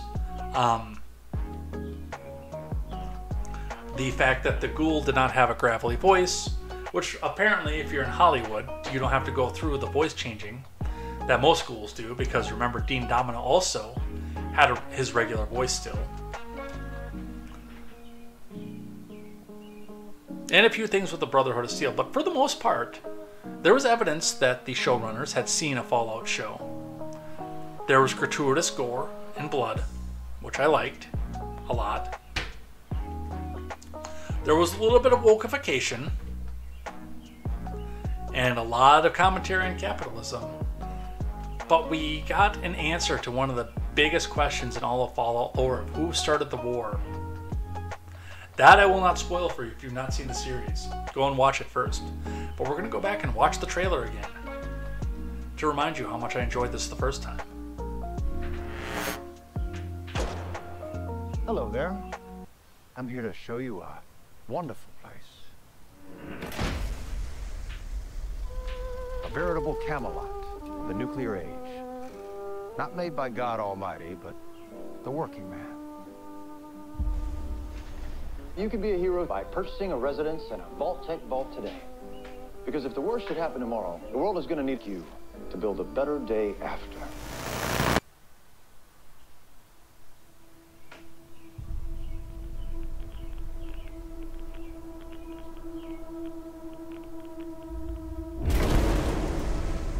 The mission of the vaults should be important to everyone. To come up to the surface one day and restart civilization. Can you tell me what's happened in the last 200 years? Holy shit. You're an actual vault dweller. I am. I thought all you dipshits were dead. What you're doing is insane. I don't set the world. It isn't like the vault out there. It's big. I just want to start. I've had a rough week. Practically every person I've met up here has tried to kill me. I'm simply going to harvest your organs. You need to go home. You come from a world of rules, of laws. You should not be alone. Why did you join the Brotherhood? To hurt the people who hurt me. People are going to come after you. Ain't much stage cleanup here, Vaulty.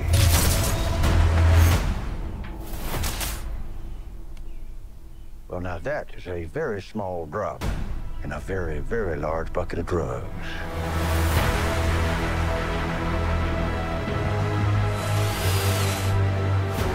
You look out at this wasteland, looks like chaos, but there's always somebody behind the wheel.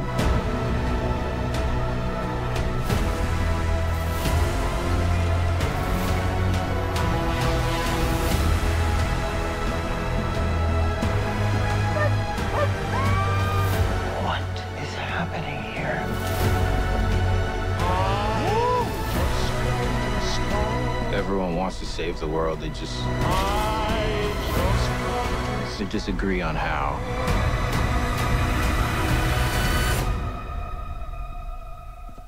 There you are, you little killer.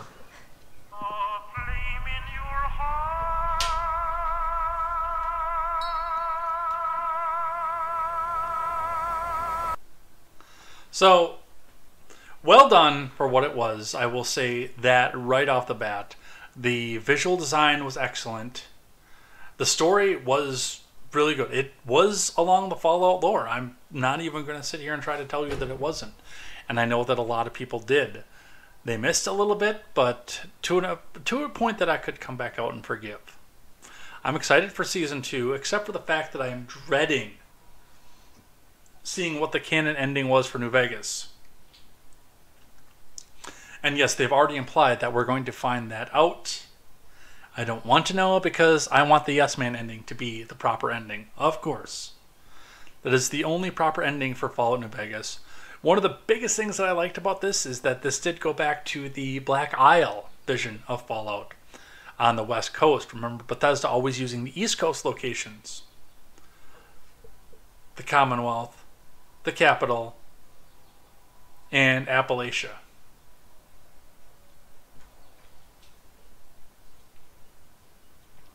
So I'm excited.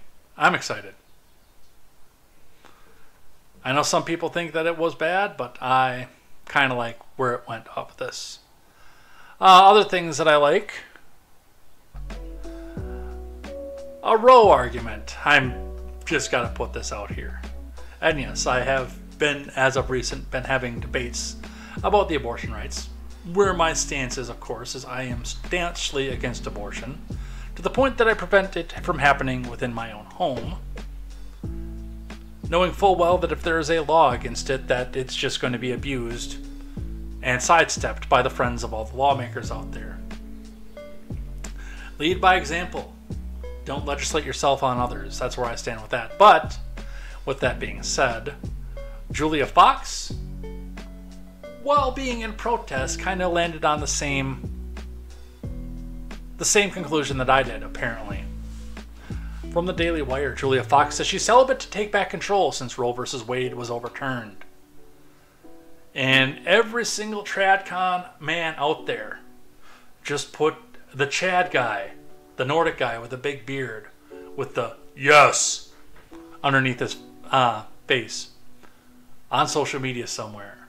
Let's read this here from Amanda Harding. Model and actress Julia Fox discussed her decision to remain celibate, citing the 2022 overturning of Roe as one of the reasons she's sticking with it.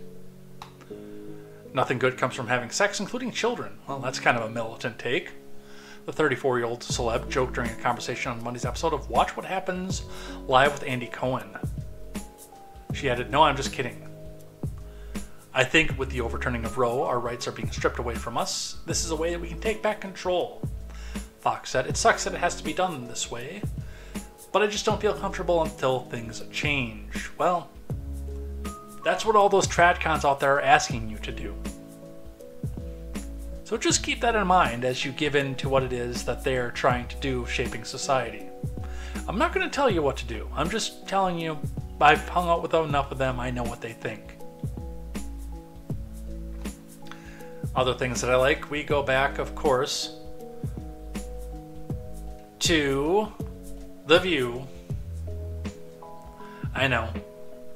And you're going to have to hear Behar's shrill voice again.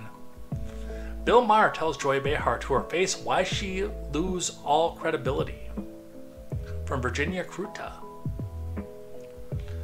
Bill Maher told The View host Joy Behar she would eventually lose all credibility if she refused to criticize Biden even when she believed the criticism was warranted. Don't believe me? Let's watch. Nicholas Fondacaro says ABC host Joy Behar admits that she censors her criticism of Biden because she's afraid she might influence the people who are on the fence to vote for Trump. Maher says that's how you lose all credibility. He adds that his bond with his audience is authenticity. Let's listen.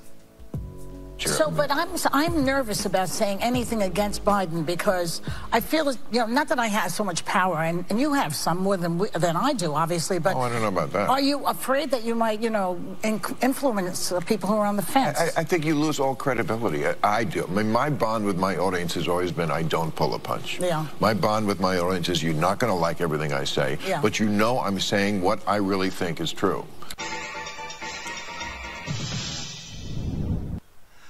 Now, about 75% of what Bill Maher says in his career, I disagree with. Deeply. I can't stand Bill Maher most of the time. But when he's right, and I respect the fact that, yes, he'll come back and occasionally go after Democrats. If he sees them as a problem. And he's not one who'll sit there and say, I can't go on Rogan because he's a white supremacist. He was on Rogan, and it was a good episode. I listened to it last summer. So, good on Maher. I can't believe I just said that, but good on Maher. And the last one on things that I like. He was acquitted on charges related to the Gretchen Whitmer kidnapping plot. Now he's running for sheriff. Allison Main reporting for CNN. Eric Molitor has filed to run in the Republican primary this August against Trent Taylor, a sheriff of deep red Wexford County in northern Michigan. His central message, he told CNN, is ensuring the least amount of government involvement and intrusion in our lives. Coming from somebody who just had government intrusion on his life, trying to get him to commit a crime so they could put him in prison for it. The 40-year-old from Cadillac, Michigan, describes himself as a big political activist. That I could do without, of course. And it says he was considering running for township supervisor, but a conversation he had and his brother had with Taylor last month inspired him to enter the race for sheriff instead. Now, aside from the political activism part of this, I support this. This is a person who nearly had his entire life ruined by lawfare, by law enforcement, especially on a federal level. And he's been given the opportunity, of course, to come back out and say, hey, I'm going to do something about it. What have I always said? You can complain about it, or you can do something about it. I put out a broadcast, and sometimes people listen. I complain about the way that the news is covered, so I cover it a different way. So good on him. Now let's do a couple things that I hate. There's a few of those going on here. Let's get the live chat back up here. I know we're at the bottom of the show. Some of the audience has lost power at this point. So, we talked a bit about the effort to make this into a shooting match between the Secret Service and the FBI. Which is all well and good. We were able to get a Newsweek article and actually talk about this.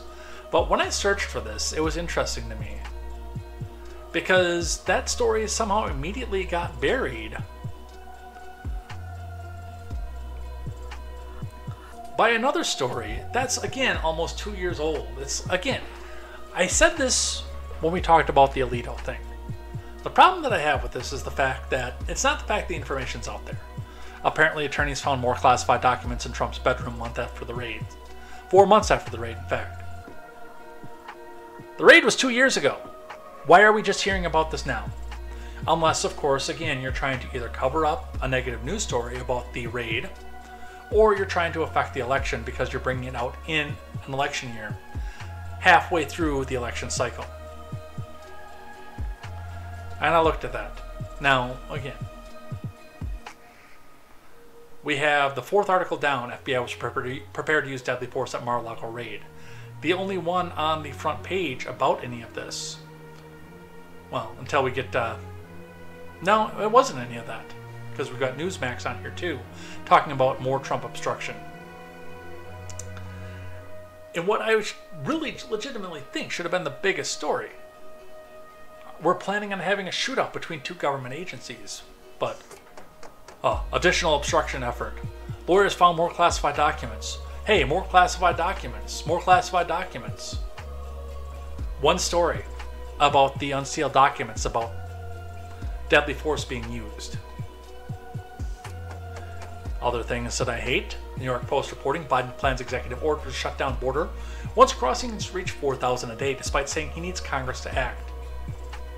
Why? Because it's an election year. And he told us up and down that he couldn't do anything without Congress after they put that garbage bill out, which, by the way, is coming back up for another vote, according to the Daily Wire. The Senate is going to attempt to give the failed border security bill another chance. House Republicans warn it would be dead on arrival, which, I mean, of course it is, but then we've got campaign ads to say, hey, Republicans killed this bill again. What are you going to do about it, America? But no, we've been told that for 2 years, I can't do anything about it, man. I can't do anything without Congress, man. Oh, hey, I guess I can do something about it. Ha ha, I lied to you, man. Come on, vote for me.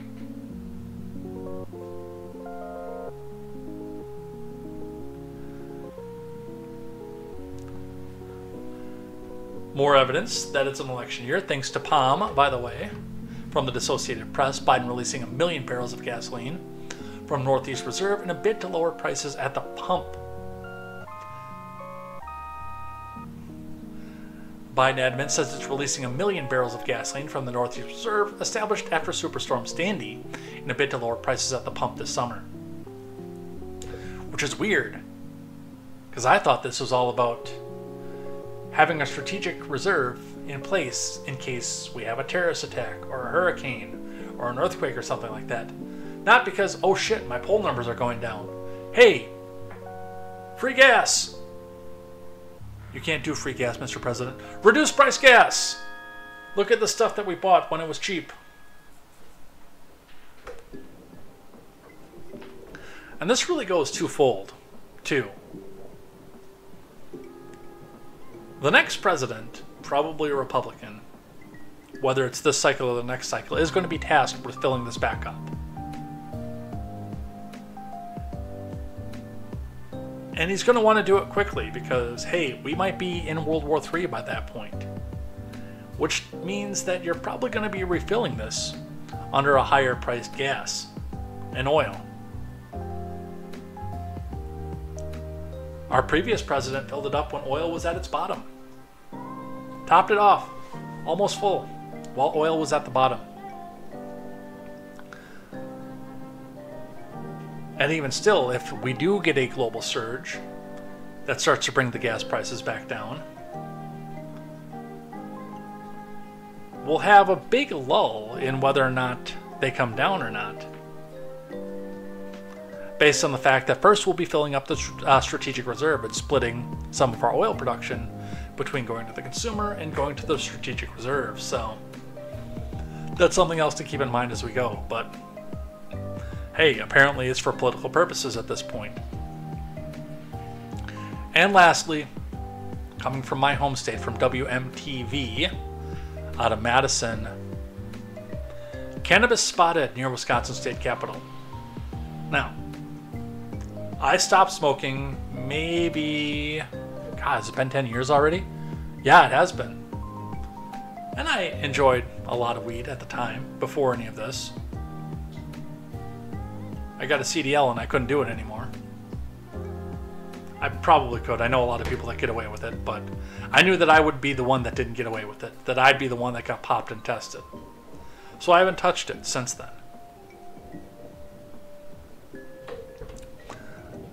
But, I mean, even still, especially with Schedule 3, I'm probably going to stay away from it. That's out of my personal life. I'm not going to discuss any details with that, of course. But I still think it was a waste for this to happen. Maria Rufer reporting. The Wisconsin Department of Admin confirmed the plants were removed from the capital area on Friday. Cannabis was spotted near Wisconsin State Capitol on Thursday.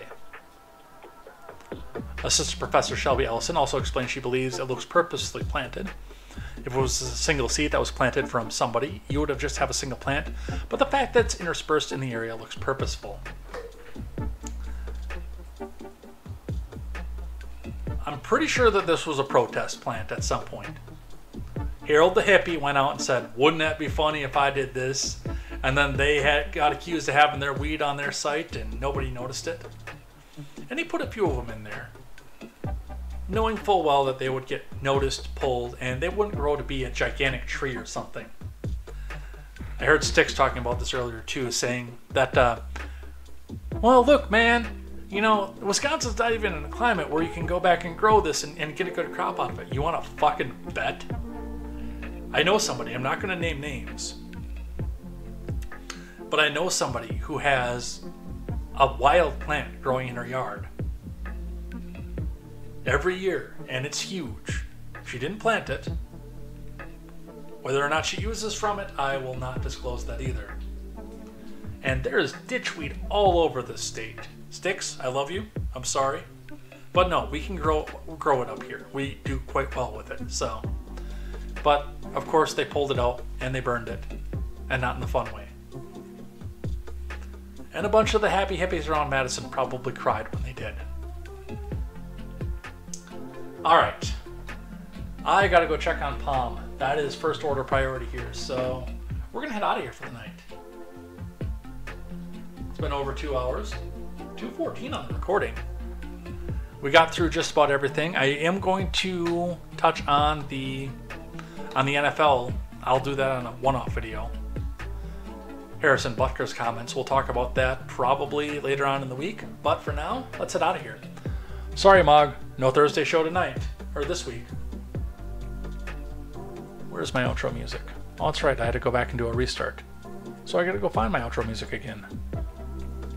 There it is.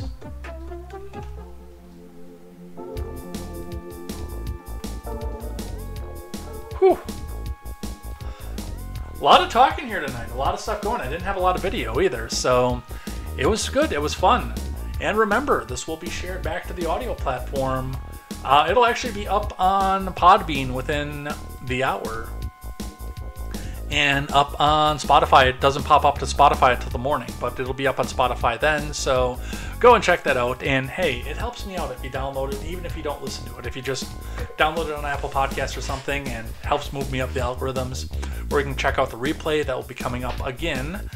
That'll be up for morning, so go and check that out. Otherwise, we'll be back here next Tuesday for more news, more headlines, and more contemporary. Definitely looking forward to that. Tomorrow night, we'll be doing some Diablo 2 Resurrected, finishing off Act 2 and going into Act 3. And on Friday, well, Friday I'm actually not going to be here for Fallout Friday because I've got more important things going on that night. Not going to come back and say what, even though I did mention it earlier on in the stream. But definitely come back and join me next week for that. Take care. Have a fantastic night. We will see you here next time for more news, more headlines, and more contemporary. Take care. Have a good night. Tell your friends. Hug your family. Sleep well.